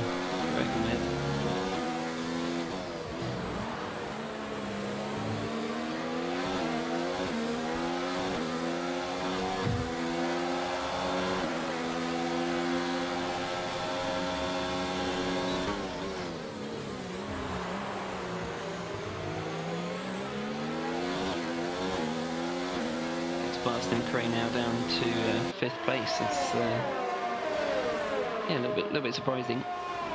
Yeah, back to where he started. Where he often finds himself as of late. P5.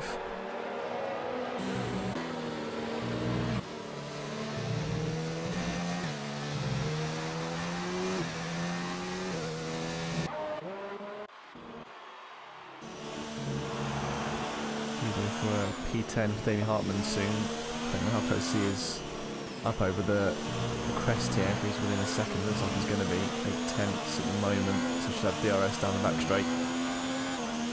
He might make the move on his teammate. Oh, that was from a long way back. Skipper's just made the move for second on Boy Williamson.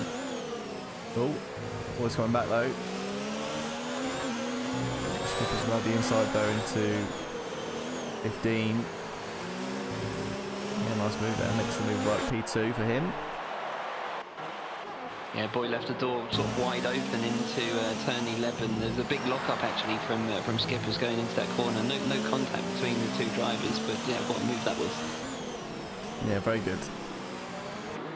And Damien Hartman still P11, didn't make the move work on his Skippers! teammate. Sorry, he slipped. Oh dear me. He just lost the rear tyres on the exit of turn 20, and yeah, he's just have to give the place back now. Yeah, that's unfortunate for him. Sorry to interrupt you there. That's alright, no worries.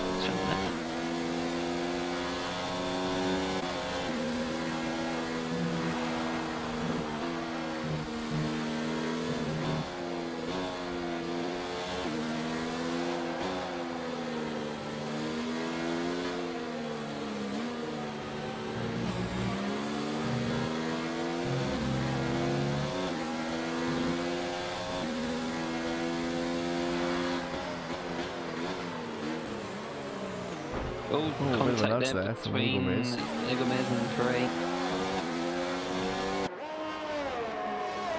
Sorry, were you saying something? I just said the same thing that you did. Oh, right, sorry. He's going to make the move on the inside of Quarry now. On the outside, sorry, into turn 12. And up to P4.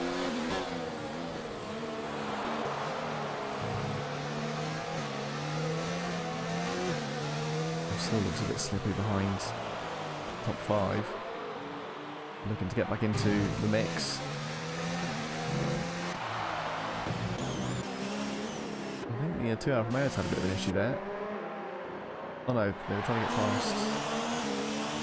They both got past Deepervey by the looks of it. Deepervey might have gone off. Because they were 10 and 11, the Alfa Romeos are now 11 and 10.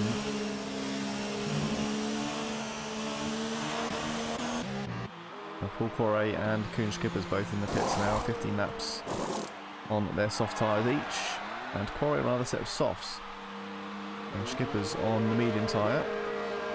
Kilo Ocean coming in as well, making his softs for mediums.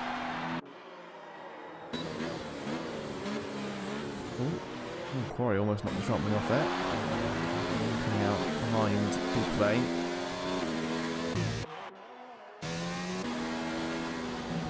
Deepervey as well. It's P9 then. It's behind Kuhn Skippers.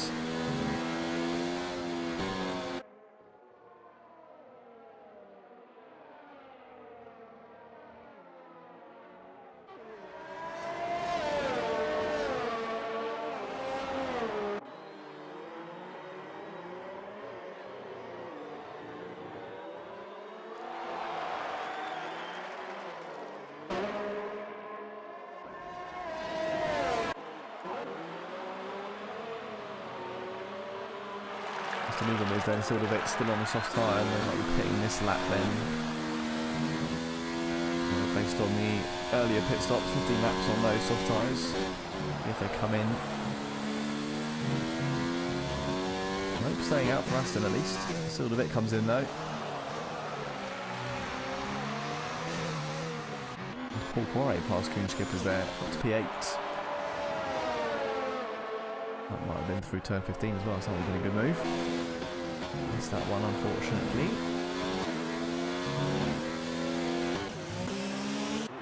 Sort of it onto some more softs as well.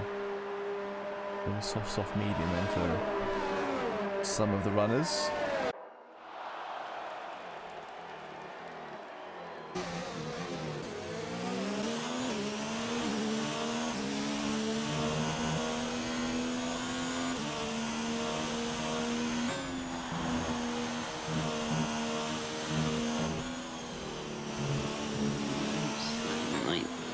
Yeah, Cray setting purple sectors all over the place now. That's understandable for a nice fresh red tyre. Mm-hmm. Being passed by skippers again. To P9.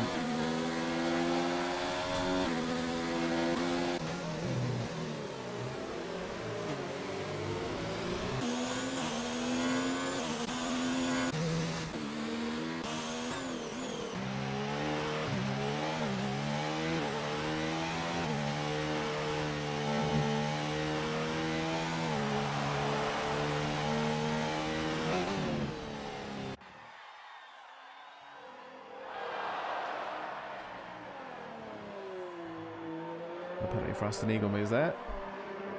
Yes, indeed. Well, bit of an illegal move that from Correa. Went off track slightly to the left, just on the inside. It escaped track limits. Made the pass on Skippers. I presume the game hasn't told him off for it. Which is lucky. Eagle Mizzo comes in, changes his 16-lap-old softs for some fresh medium tyres. 38 laps to go.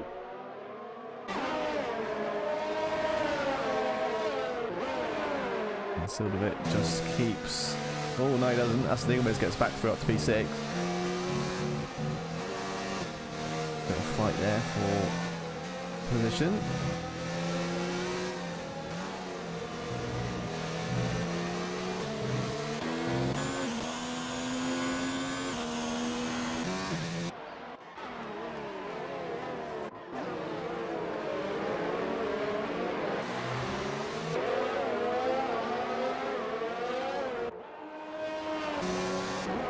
DRS for Sil now on Aston Eagle Mizzo, see if he can get up to P6 again.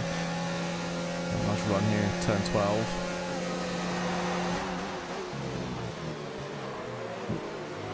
Eagle Mizzo just later on the brakes there, keeps P6 for now. Ball goes deep though, into 13. And they sealed it up to P6. 14, nice move from the McLaren.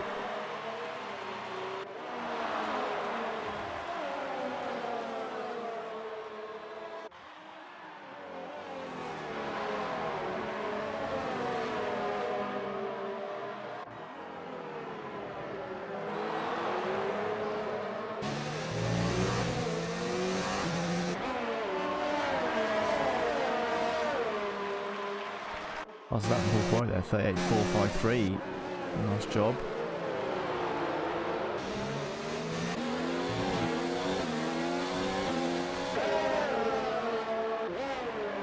Oh, sorry, Skippers is off. Oh yeah, turn 1. Yeah, that's lost the back end there, going round the top, perhaps.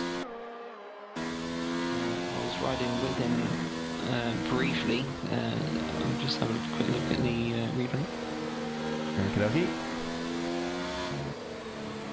It's P11 now for Coon Skippers.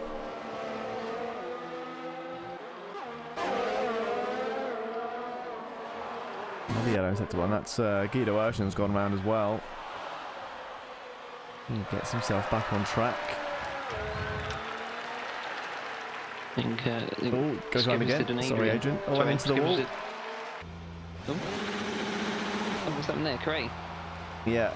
No, Guido Urshan. I don't know if Correa's gone off as well, but yeah, Guido went off.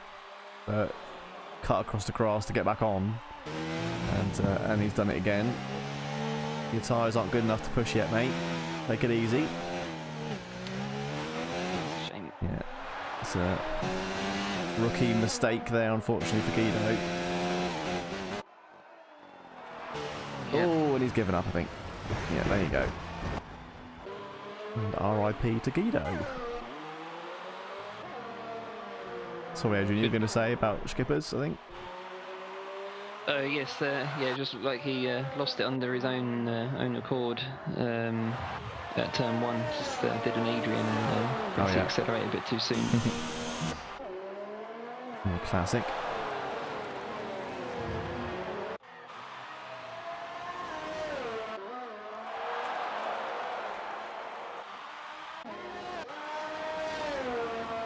Well, Paul Corey's left the session. Disconnected perhaps. It's a shame. He was up into... Actually, no, I think he's still where he was. But he won't be there for too much longer if the AI keeps driving his car around for too long.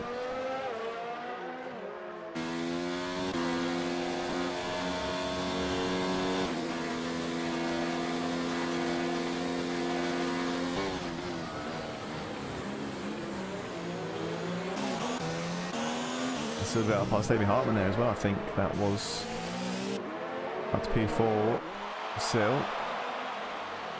There's a bit of a wolf among sheep with the soft tyres on at the moment.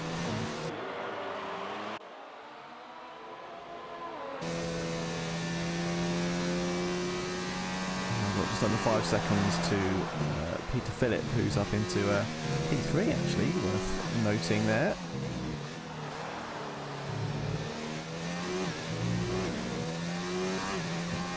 Fairly old mediums as it goes. Should be still fairly grippy at the moment, so shouldn't be too tricky for him to be driving on. Is that fastest for Sil there? It was, yeah, 38.239. Very nice. That's a full second faster than anybody on the track at the moment. Yeah. So, he's going pretty well at the moment on those soft tyres.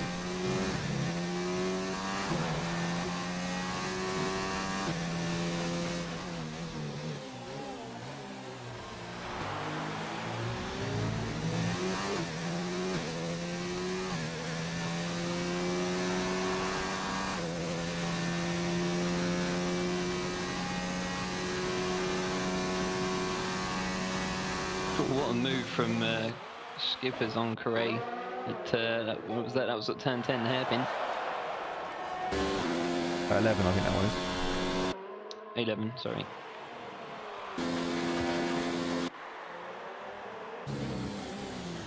Yeah, I count the gentle curve as turn 11. I'm surprised they don't. That normally works in F1, doesn't it? Well, that right-hander in Sector 3's got 3 turns in it. Yeah. 16, 17 and 18. 16, 17, 18, yeah. Bloody stupid.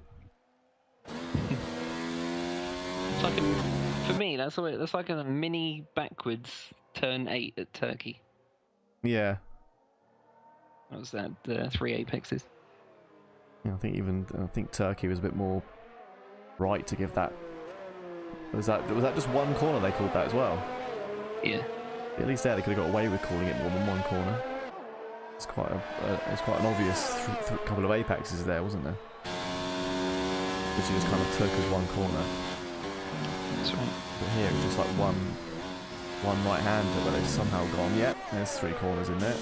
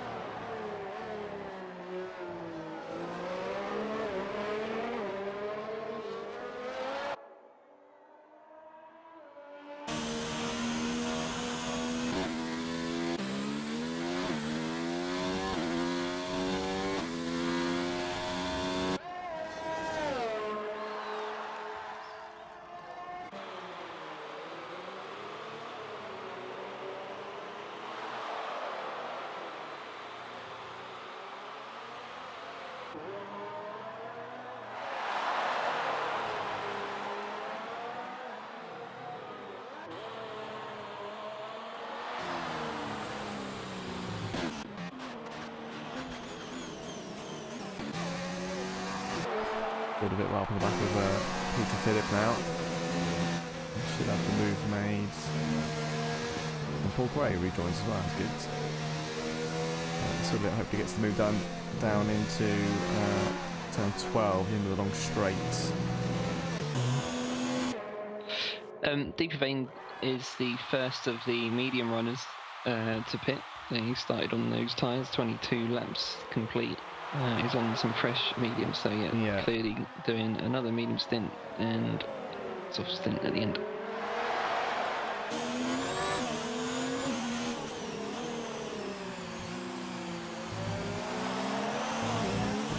Closing down, Nicky Visser still a bit, just makes the move there on Peter Phillip. Nice work, into 10-11. We're 12. Up to P3.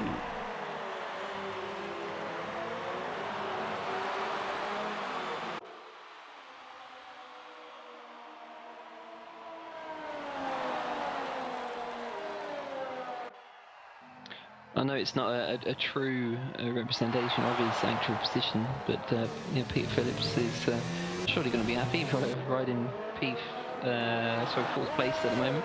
Yeah, definitely. Although he's got Eggomez just behind him, who's just set fastest lap of the race. Yeah, it's not going to be a safe fourth place for much longer, I think. That lap was 2.7 seconds faster than Phillips.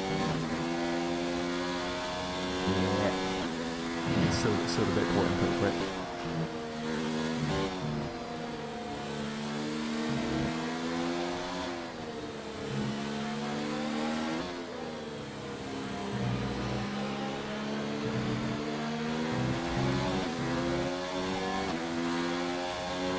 Should be another move made down the back straight.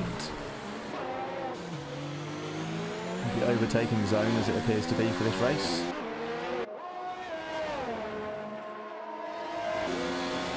And there we go. How exciting that was.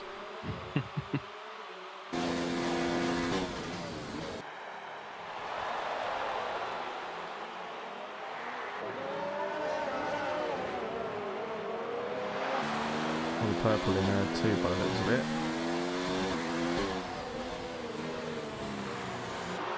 And Nicky Visser, the leader, comes into the pits. Boy Williamson staying out.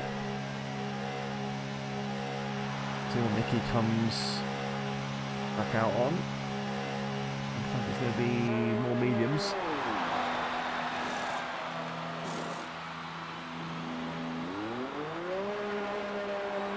I wonder if Boy will opt for the soft stint in the middle. Yeah. It does ask the Eagle Maze there, goes fastest again, 37.8 that time round. Not bad going, is it? Not too shabby.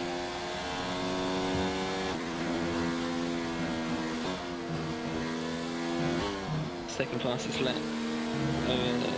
That lap was 38.3 from his teammate actually, King Skippers. Yeah.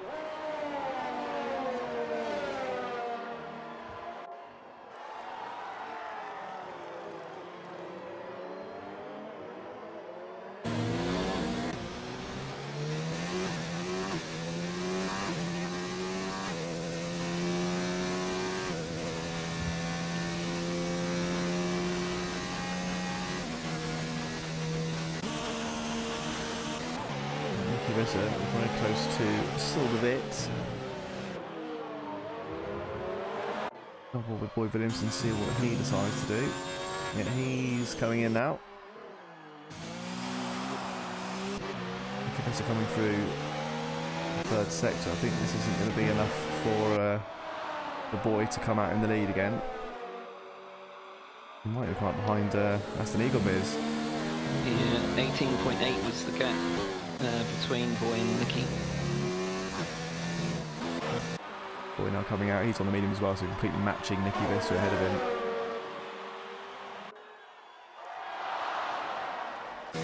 Good challenge, Justin, for P3. No, Aston's going to keep it. Boy comes out P4. And still a bit up into the lead. Good awareness from Eggomez and indeed Williamson as well, just keeping out of each other's way while still trying to sort of... Excuse me. Sorry. Oh. What happened? Sneezed. Oh. Thought someone went off. I went off. Oh yeah, you were saying. Yeah, no, yeah, just about their awareness, because they'll keep at each other's way while still battling for that position. And, Yeah. So all too often you do see a driver come out the pit, think they can take the slot, and the driver behind is just not having it at all, or not even aware that they're coming out of the pit, and Yeah. there's a collision right there. There must be an etiquette from those guys. Davey Hartman just getting up past Peter Phillip there down the match straight, I think that was. Michel Hadders and Kuhn Skipper's pretty close already. P8 and P9.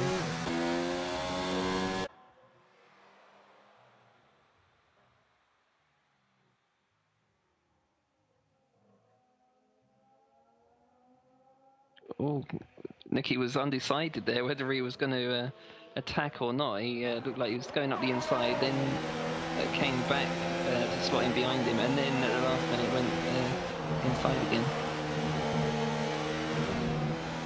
I'm trying to phone the dummy. Yeah.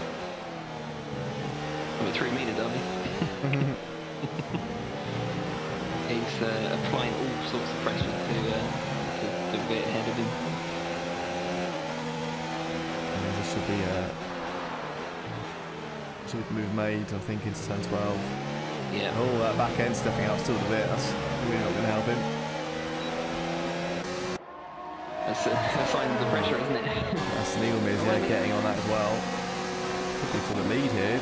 Aston, 2 for the prize of 1. That was cheeky. Bit of a lock up there. Arms wide. It keeps P2 though. Soft tires, not quite as grippy anymore.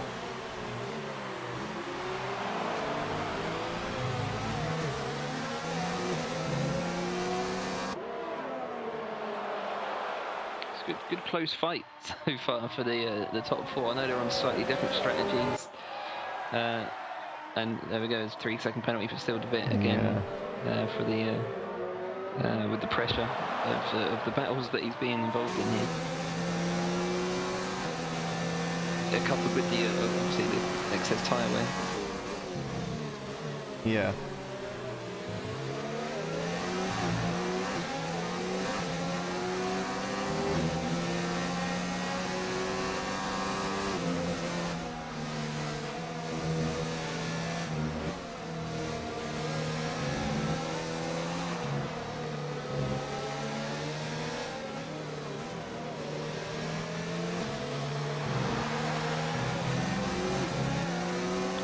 Williams is going to take a bit down into 10.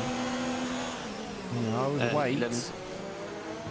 Actually, that should be okay now, because I think they've gone past the DRS point, so we should have it again. Now having made the pass.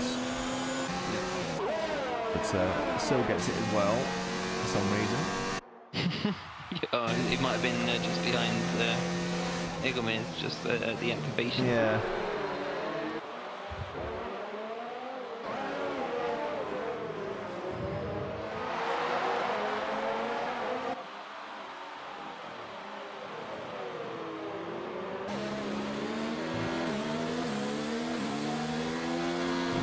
With the back end stepping out there as he goes out at 10:15. Williamson hunting him down.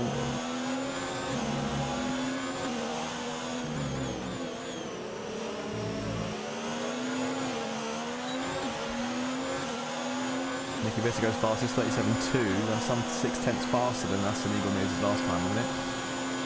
It is, yeah. Williamson only 7/1000 slower than Vissla on that lap. Yeah, and both drivers half a second faster than Egelman. Nice.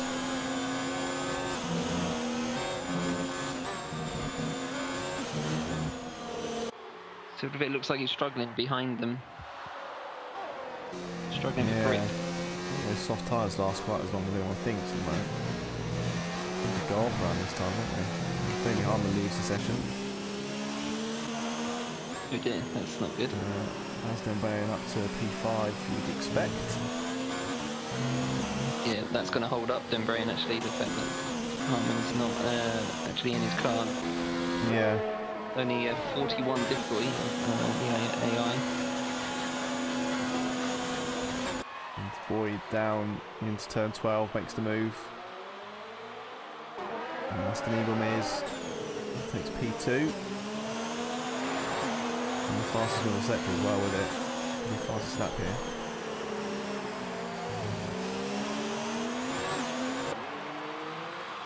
Also gained half a second on Vissa in the middle.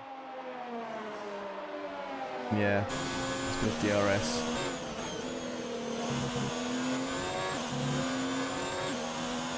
Going to be strong laps from both these drivers in this one. Vissa goes fastest, 36.9 from Boyd. That's the fastest lap. Yeah, that is a full second faster than anyone. That's what you want. He rejoins, it's good. He's back in his car.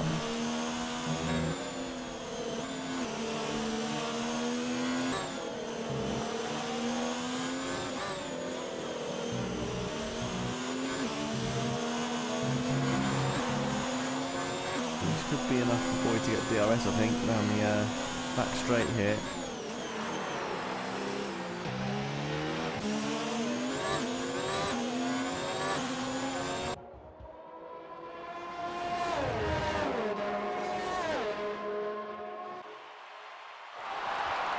Is he close enough? Not quite.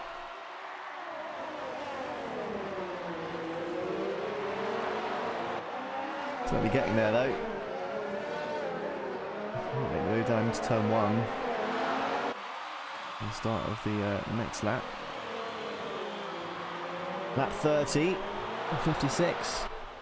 Just past the halfway point to this F1 Tonight Netherlands season number 7, round 19, United States Grand Prix. Yeehaw, howdy, all that fun stuff to you American viewers out there.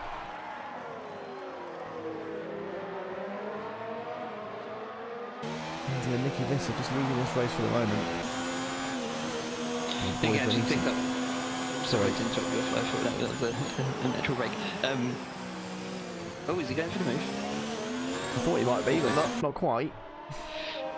Visser picked up a 3-second penalty on turn 19, so I think they're now even on penalties, Visser and Williamson. Okay, that's good for Nicky then.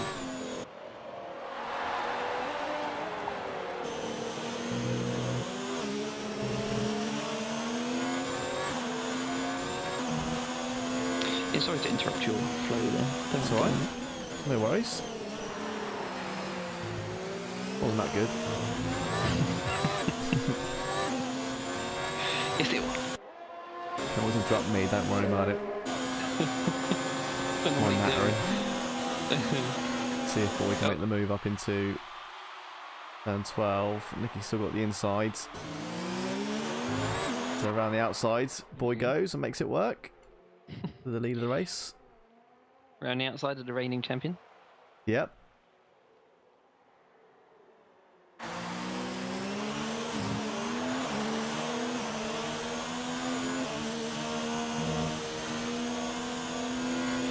Viewers who were watching last season will be aware that these two were actually teammates previously. Won the constructors between them, which is not a surprise. Yep.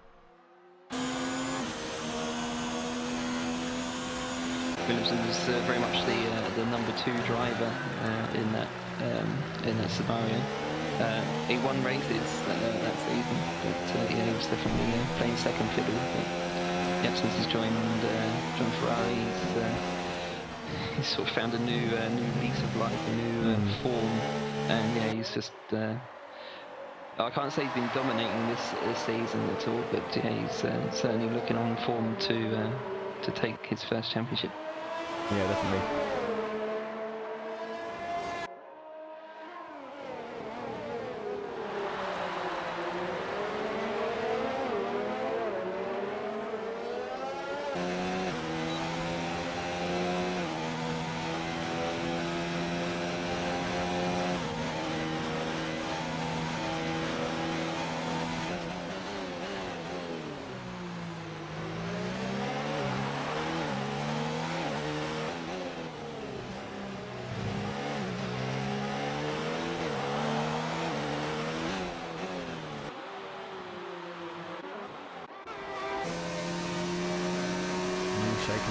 Damien Hartman P7 now into turn 12 here. And Damien is back in his car now, so it's not AI controlled anymore, I don't think.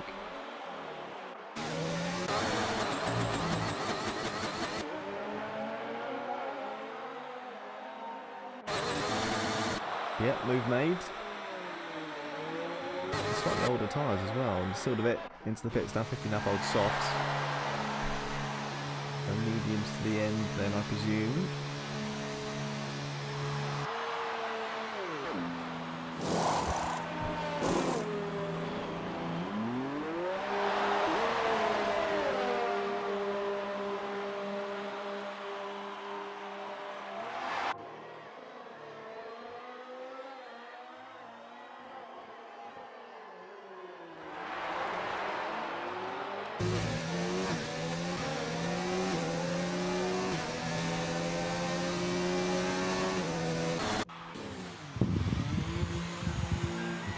Comes in as well, 17-lap-old softs for him, so a bit older than Bill's tyres were.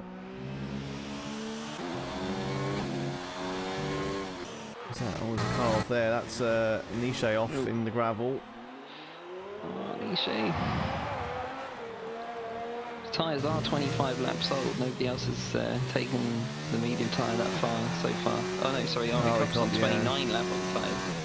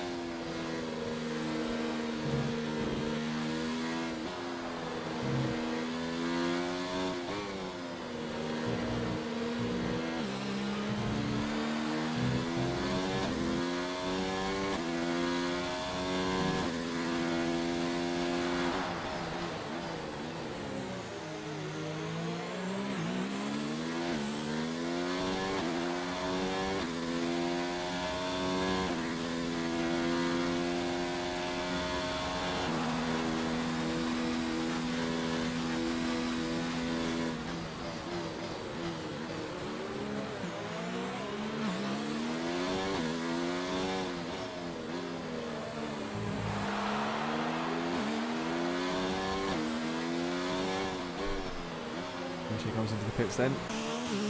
Makes sense after his tyres look to be a bit worse for wear.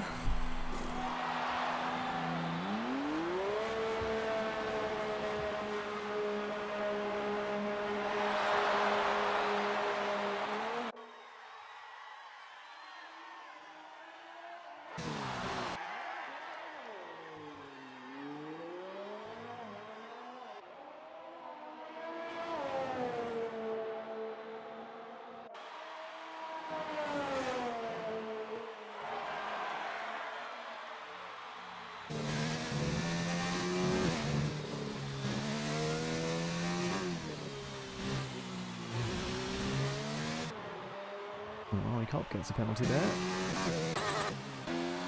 Next in turn 1, I think. Wherever he is, P11. Paul Poire. Well, he has to stop, doesn't he? So.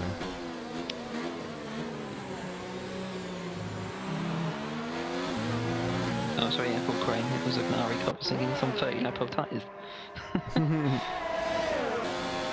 Paul's going to make the move there, up into P11.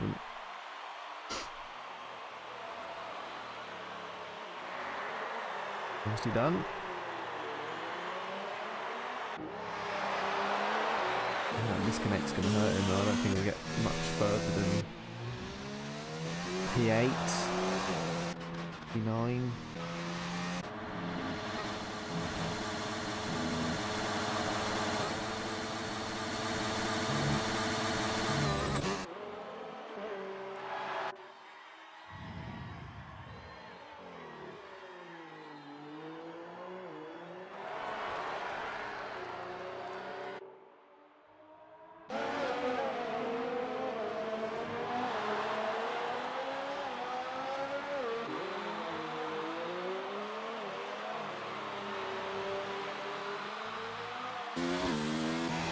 That's about it then, nothing much happening now, so come back on lap sort of 50.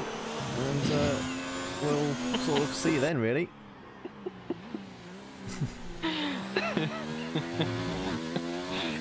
Is it one of those races? I think it's going to be, yeah. That's about it now. Just got 20 laps to do. Yeah, about half hour. Phone's bloody well ringing. Sod off. Should have kept it on for a bit of action. Let's have a Bit of look. excitement. Hang on, let me answer it.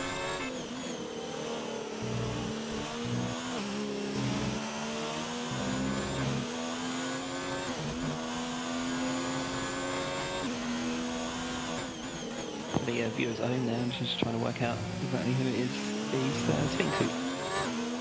Could be his dad? No. Sister?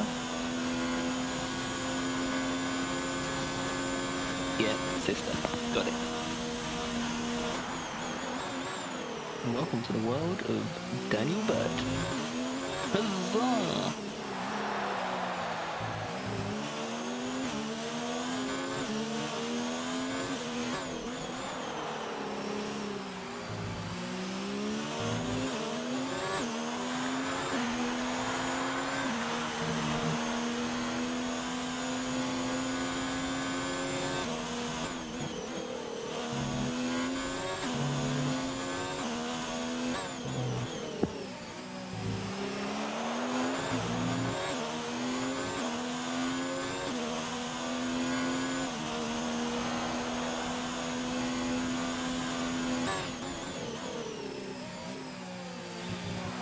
I really hope he's forgotten to mute his mic.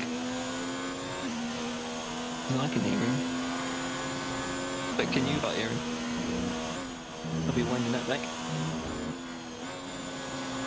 Anyway, Basden Rain in the pit. 26 laps complete on the medium tyre.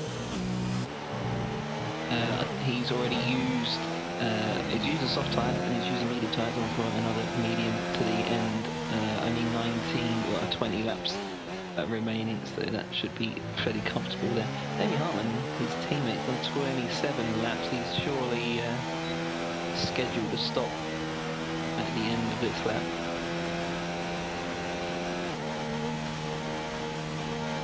Ari Cobb, on the other hand, 32 laps on the medium tyre and still going. It's not quite clear exactly how hard he is actually pushing. As I said earlier on, I think he's just looking to complete the race rather than sort of set the track alight.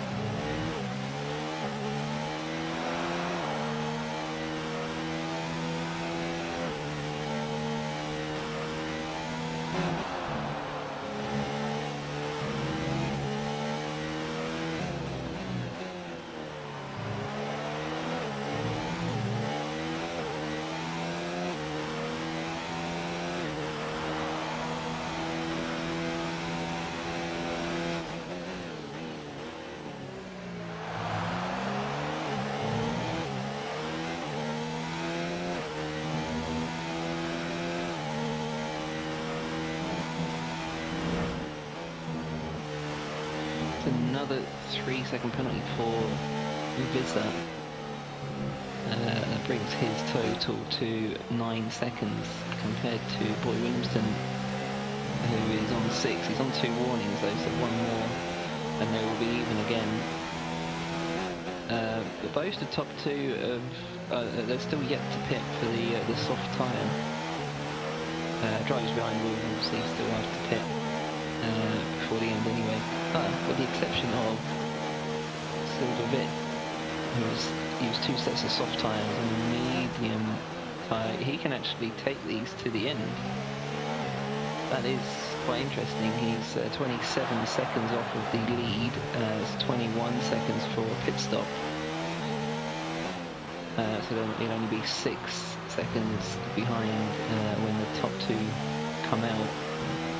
Although they will be on the soft tyres, so you have to assume that they will have the advantage for the last 10 laps. Silvervit could certainly be on for a podium there. Right, I'm back. Sorry about that. Don't be. No need to apologise. Welcome back. Thank you. So we've just been watching Nicky Visser go around for the last however many laps that was. No problem. I did keep tried to keep the viewers entertained as much as I could. We did a fine job. In my very droll manner. Lance Droll.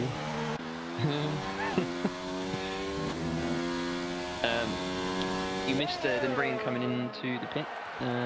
He just stopped on the previous lap. He's about to set the fastest lap of the race so far. And I said at the time Damien Hartman has surely scheduled a stop himself, and he is just in the pit now. Yeah. Again, surely onto the medium tyre. I don't know if you noticed earlier, actually, Sil de Witt is the only one really of the top 5 who has not got to come in again. He can take these tyres to the end. They're only 6 laps old. There are 17 laps remaining. So he will be able to do that quite easily. He is currently 27 seconds off of the leader. It's about 21-second pit stop. So pretty much just 6 seconds behind when they do finally come in. But obviously they will be on the soft tyre, Boy Williamson and Nicky Visser. So they will have the advantage to the end. But I think a podium is certainly on the cards for Sil. Yeah, I think so. To feel for him slightly, I'm sure he was geared up to win this race, but he just had an absolutely atrocious start. I've never seen a start like that from him, or indeed pretty much anyone in this league. Never seen someone bogged down quite like that. I don't know whether anti-still actually kicked in. Yeah, maybe it can do, can't it? When you're not quite not on power enough.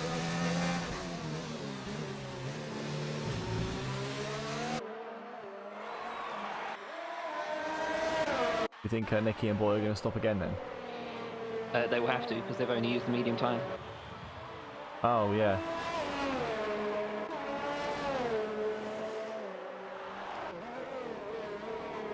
So if they don't stop, they get disqualified.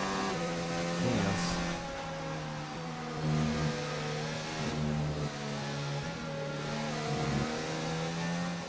Could be a close fight between them and Egelman's actually. I think he may be able to get himself involved in that.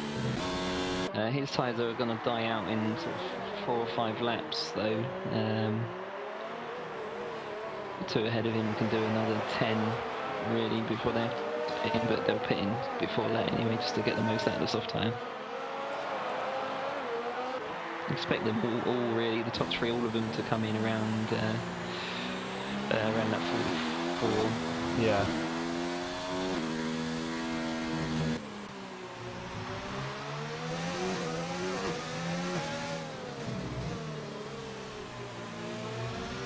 Sort of at least get past Green Strippers as soon as I can, really. Here's a bit here, nice move in turn 15. Very wide line from Skippers. Yeah, just gave Sil the opening he needed, unless Newlands comes in there then, he said. Okay, that's slightly early. Got to do 15 on these. Nobody's done 15 on the soft tyre yet. 12 is the most we've seen. I thought we saw a 17 from Paul Poiret earlier on. Oh, did we? I think we saw, yeah. Oh, okay. Oh, sorry, I'll take it back.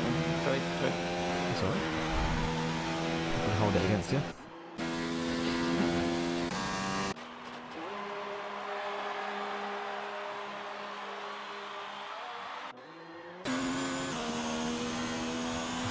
This comes out instead of Damien Hartman then. He has indeed, although Damie's just set the purple 3rd sector and is still in mode 5, so he's going for fastest lap. Yeah. Gonna hope that he just catches the Skippers at the on the back straight between 11 and 12 with the DRS. Would be ideal. Should be okay. There's a good exit here. That's it.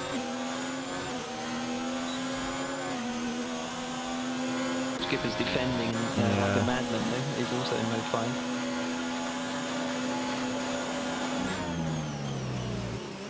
Try and do the switchback maybe.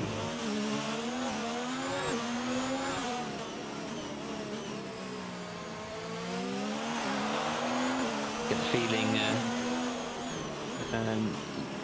Damien's probably more annoyed about the there you go, that'll do it. fastest lap. Yeah, there you go.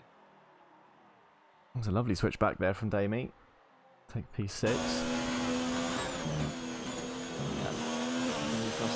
Lost the opportunity for fastest lap there on this one. Although he's still on for it, but it could have been quicker. Run out of deployment there as well. 35.1. Very nice. Second fastest lap on that lap.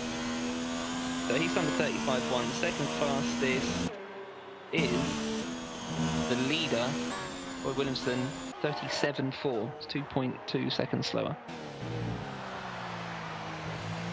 He's driven out quite a nice gap as well from Nicky, hasn't he? 4 seconds. Yeah. He's done well.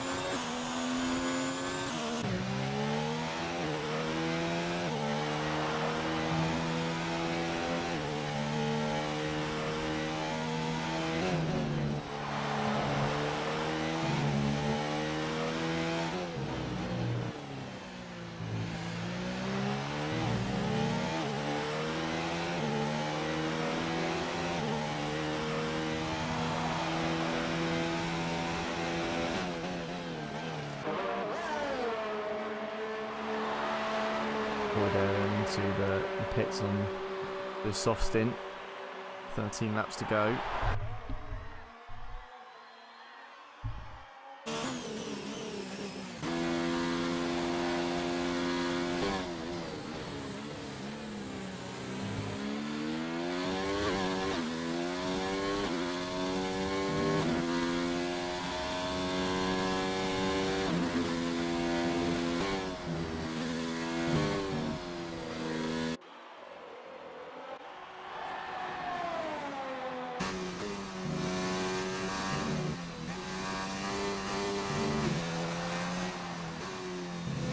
Still's not managed to get past Aston Eagle Miz. Or he's stopped. Yeah, how did he not manage that? Is he behind Aston? Yeah.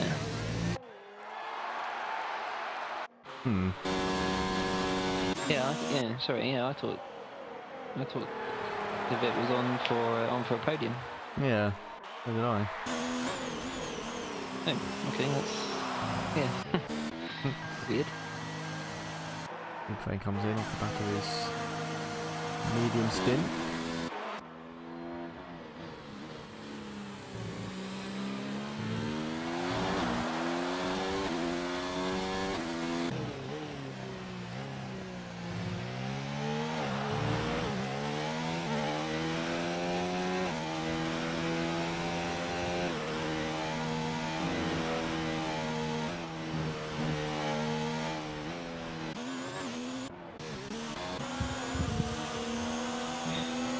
Drivers on that are on the soft tyres look like they're trying their hardest to get that fastest lap. Yeah. It's almost like a qualifying session at this moment.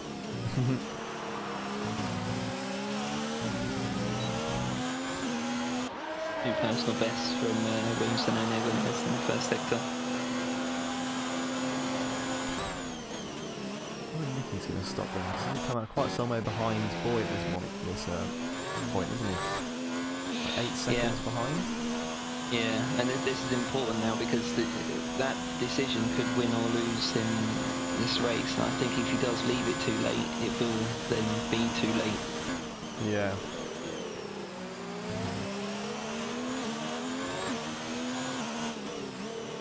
The longer that Boy is on the soft, when Nicky is on the medium, the more time he can gain on him. Yeah. Best thing for Nicky to have done is just pit either the same lap as Boy or the lap after. Yeah, at least that way it's a clean fight at the end, isn't it?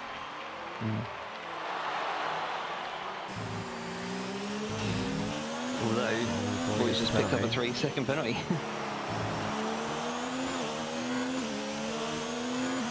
4-7 there for Aston Eagle mid. I was a second faster than Boy ahead, and that was Boy's personal best.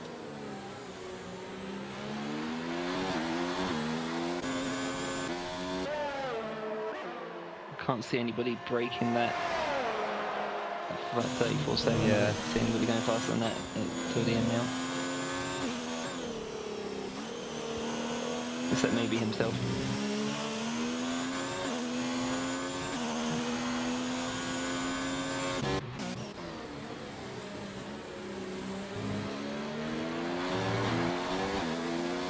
Eggerman's actually gained 3.5 seconds on Nicky Visser. Yeah, that's good going, isn't it?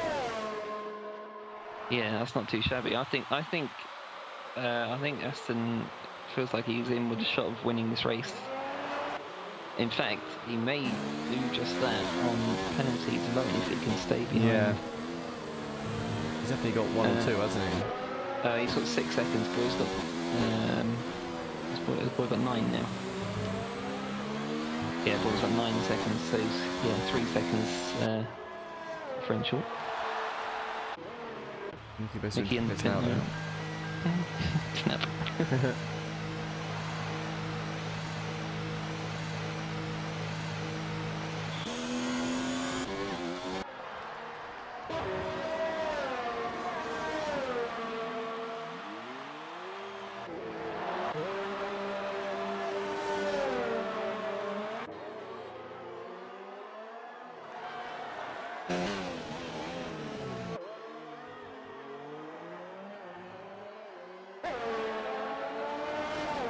Yeah, it comes out 6 seconds behind Aston. Aston's done an absolutely fantastic job to leapfrog Visser like that.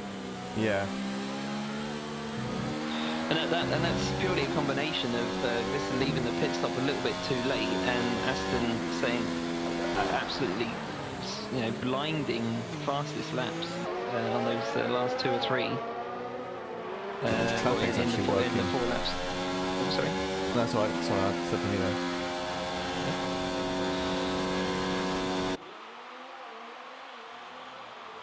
I was just saying. Oh. No, go on. No, your turn.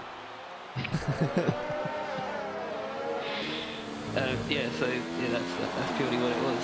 He's gained about 3 seconds a lap for sort of 2 or 3 laps, and that's been enough to get him 5 seconds ahead of Nicky. Yeah.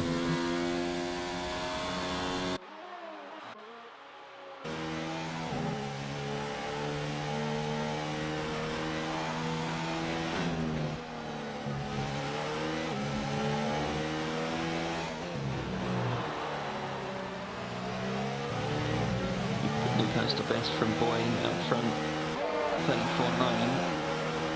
Aston's time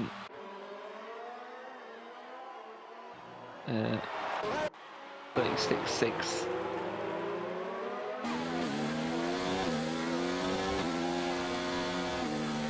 That's a part of right past Ari Cop as well. First time he finished in front of his teammate in a little while. As it stands. Nice.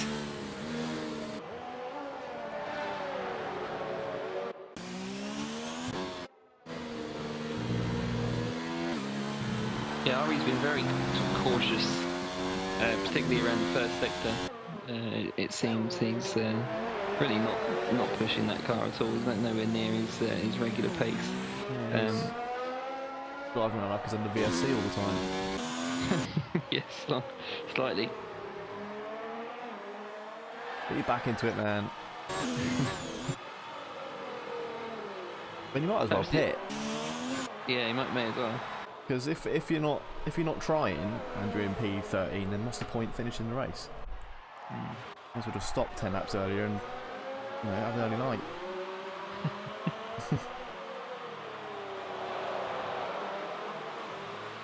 I think Ari, a bit better than that. He always stays in it to the end. Yeah. Regardless. But normally he's putting up a good fight for it, isn't he? He just doesn't seem very bothered at this track. But it could, perhaps he just doesn't enjoy this circuit, so he's sort of just paying lip service. I've been in that situation myself a few times and just been, praying for a huge pile up on the sort of last few laps. Yeah. To just sort of grab a cheeky point at the end. Alfa Romeo just getting pretty close here.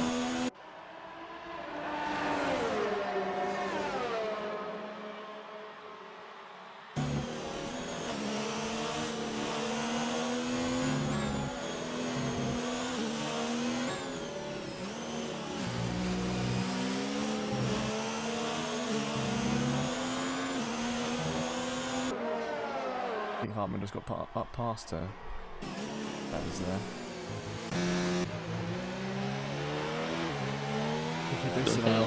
Sorry, Adrian. I was just going to say about the Alfa Romeos. What was I going to say about the Alfa Romeos? Because they talking about them. I know. That's right. Baz was ahead of Damie. Damie lost connection for a little while, didn't he, earlier on? Yeah, that was it. Yeah. No, it wasn't worth remembering. It's now sub 4 seconds from Mr. Eagle with 7 laps remaining.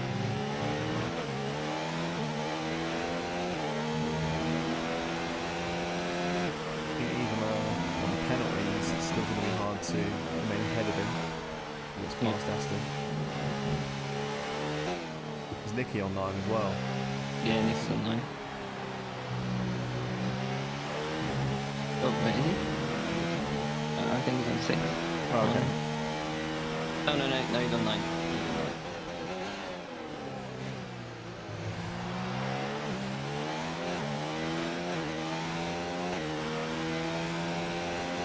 Yeah, Nicky and Aston's on 6, and Boyd's on 9.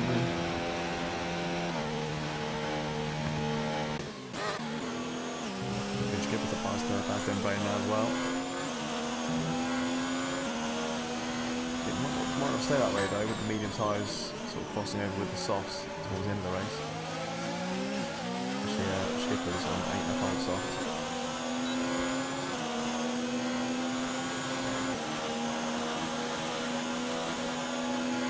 DRS here, nice to get off the move. Oh, bit of a nudge. Let's Coombs keep the pace there.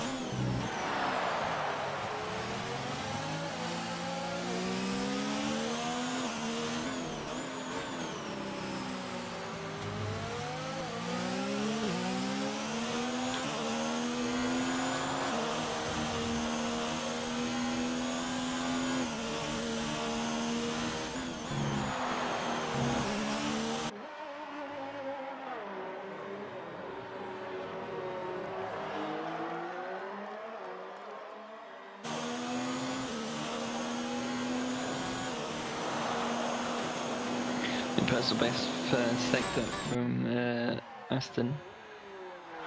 Closing him down. I don't know if he's got enough time to do it. He's pulled out a massive 1.4 seconds or something like that on Nicky Visser that last lap. I'm showing him as under 4 seconds before. I'm showing him as half a second faster, just on the lap time. Right. We've got 3.9 seconds at the lap ago. That's 5.4. Oh yeah, half second gained on the previous lap and half second gained in the first sector alone, and another 8 tenths in the second sector this lap. Right.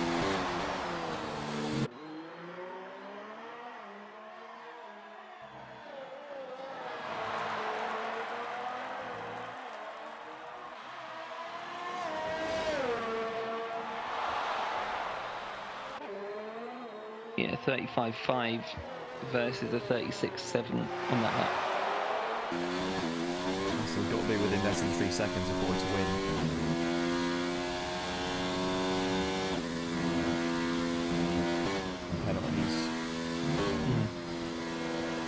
It's doable. Yeah. It may well be what this race needs. An injection of excitement. Just spice it up a bit.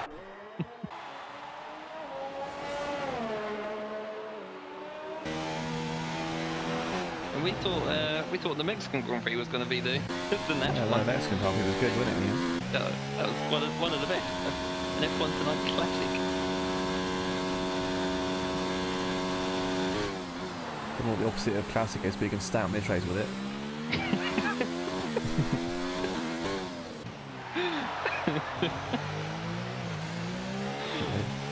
Yawn Fest? Yawn Fest, yeah. There's been some good movies, but it's not really been like... certainly hasn't kept my attention. I'm simply commentating it. We normally leave this sort of synopsis to the post-race off-air conversation. Well, who cares? Clearly not you. No. Blocks to you.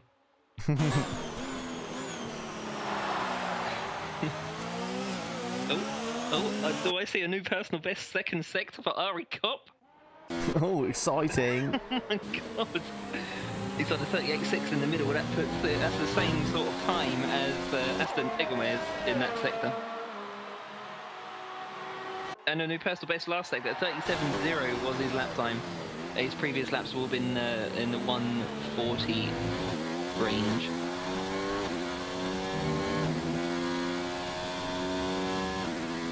In fact, that's only his fourth lap that he's set under a 140. It's a 137.0.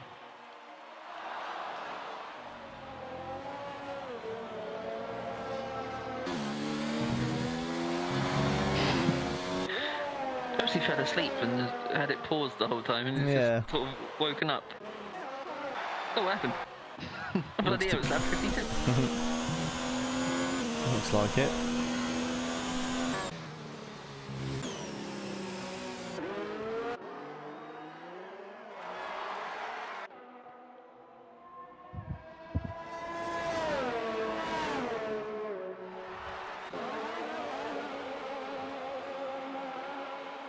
Up at the top then it looks like Aston's pace has sort of petered out a little bit. He's back to that 5.6. Sorry, not 5.6 gap. Yeah, 2 lap older softs, I guess. It's moving a bit now. Nicky Visser has just got the fastest lap of the race, not by much. 34.7. I'm sure that is what Eggomez set earlier on. Yeah, 34.769 was Eggomez. 34.719 is the new fastest lap by Nicky Visser.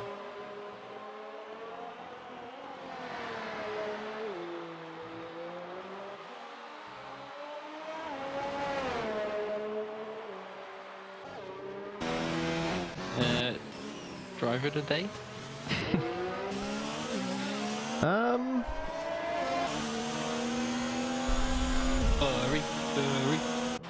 Nope, definitely not. I don't know. Aston, easily actually. Yeah, Aston Eagomez, absolutely, without doubt. Right, it's 16th. 15th. Got to be in it. Yeah. Not thrilled of it for his ridiculous start. Horrific start. Yeah, well done. He's done well though to come back to fall from all that. He should have won it really, shouldn't he? Yeah, he should have.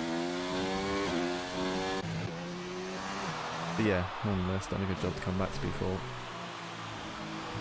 You think? We don't know about penalties yet. I don't know if Sil's got any or not.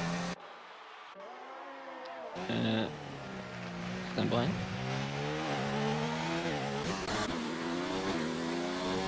Still has 9 seconds of penalties.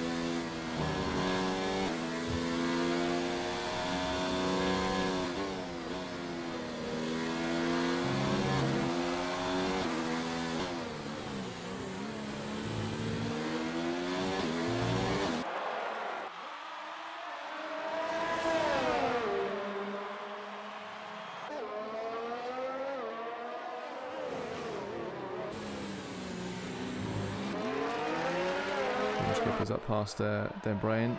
It's P6. It's been a good race all round for the race and points again.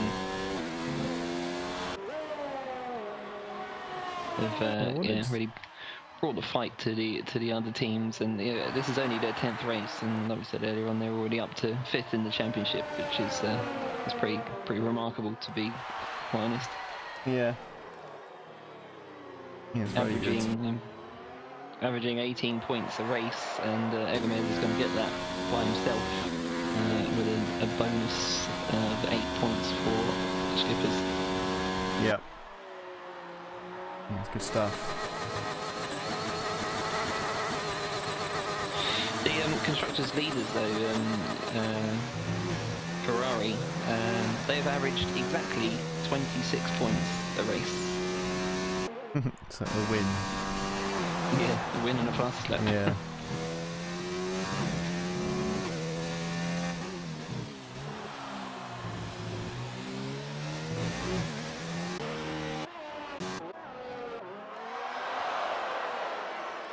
If Baz can get back P6.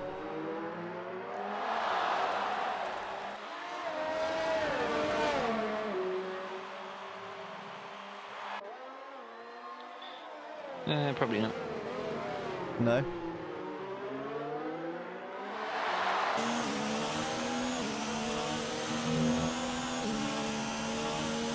Hope so. With him. I hope so, but probably not.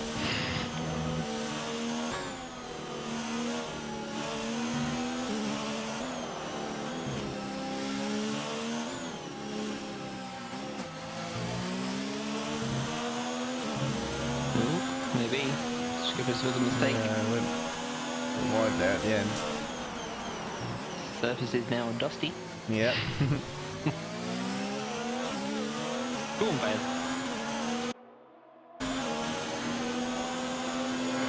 Should have him. Skippers is actually underfueled as well. He's been the only one that's really underfueled since about the halfway point of the race. In fact, he's on the limit because he's underfueled meter, or underfuel meter, and he keeps flashing up yellow and then going away again, which would say that he's just on the cusp of exactly the amount of fuel he needs to finish the race. The final lap. We've just started, and I think he still looks good to win it.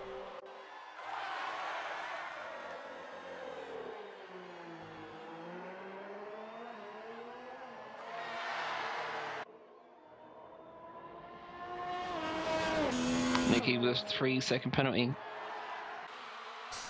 Yeah, that's not going to help him. Good, where's Sil? Oh, no, he's not close now, is he? On the race director, it says that Nicky got a penalty and 3 warnings on that lap. Oh. Yeah. Well, other than 2 warnings and the penalty. No, it says penalty plus 3 warnings is exactly what it says. Oh. Strange. Yeah. Anyway. Boy. Yes, indeed. Round the final corner he comes. And Boyd Williamson wins the United States Grand Prix, round number 19. F1 Tonight, Netherlands, Season 7. After a bit of a naff start, he's done a good job to match the strategy of Nicky Visser and beat him on track. Yet again, Aston Eaglemears comes home P2 with Nicky Visser in 3rd place. And I believe that's a gain of 14 points for Boy on Nicky. And that makes it 42 points going to Brazil, I think, the gap now. Yeah. So he needs 9 points to win. Yeah. So Brazil could be the one. As we mentioned, Aston Eaglemears done a great job from the back of the grid up to P2. Gets driver of the day. And well done to him. Damien Hartman comes home 4th for Alfa Romeo. Sil de Wit in P5.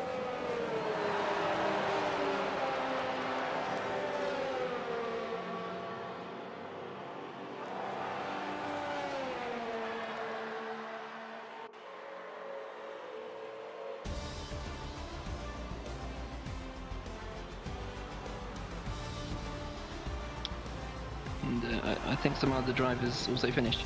Yeah. Other drivers finished as well.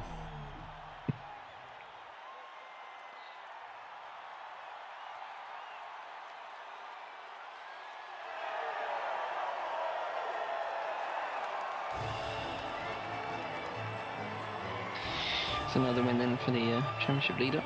Indeed. Good result for him.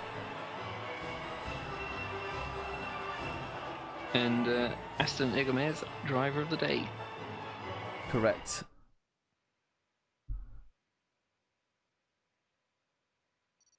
Commentator of the day? You by a mile. It's got to be you. No, that's a negative. Let's have a look. Putting up with that. Let's have a look at the results. Kuhn Skippers in 7th. I think that's what we got up to. Kuhn Skippers 7th. Nisha Madrusing 8th for McLaren. Peter Philippe in the Renault P9, with Paul Quarre rounding out the top 10. Unfortunately, he had to settle for just a single point when he could have been fighting for, I think, probably P5 at the least. Disconnected, unfortunately. Then Brady Vane in the Haas 11th, with Marta Parda Cooper P12 for Williams. His teammate Ari Kopp behind him in 13th, the last of the finishers.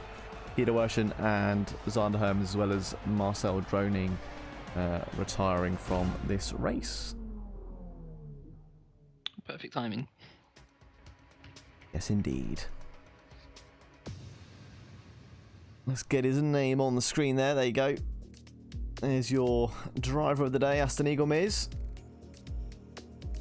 And we will, of course, be back next week, the 9th of July, for round number 20, the Brazilian Grand Prix, at 7:30 British summertime or 8:30 PM Central European summertime. But nothing else from me, I don't think, to add. Anything from you, Agent? That's a negative.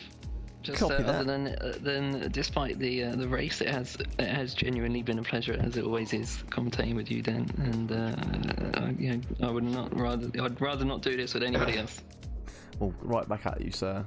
Absolutely. The same for me. I will be my normal chirpier self next week, I'm sure. I do apologise for my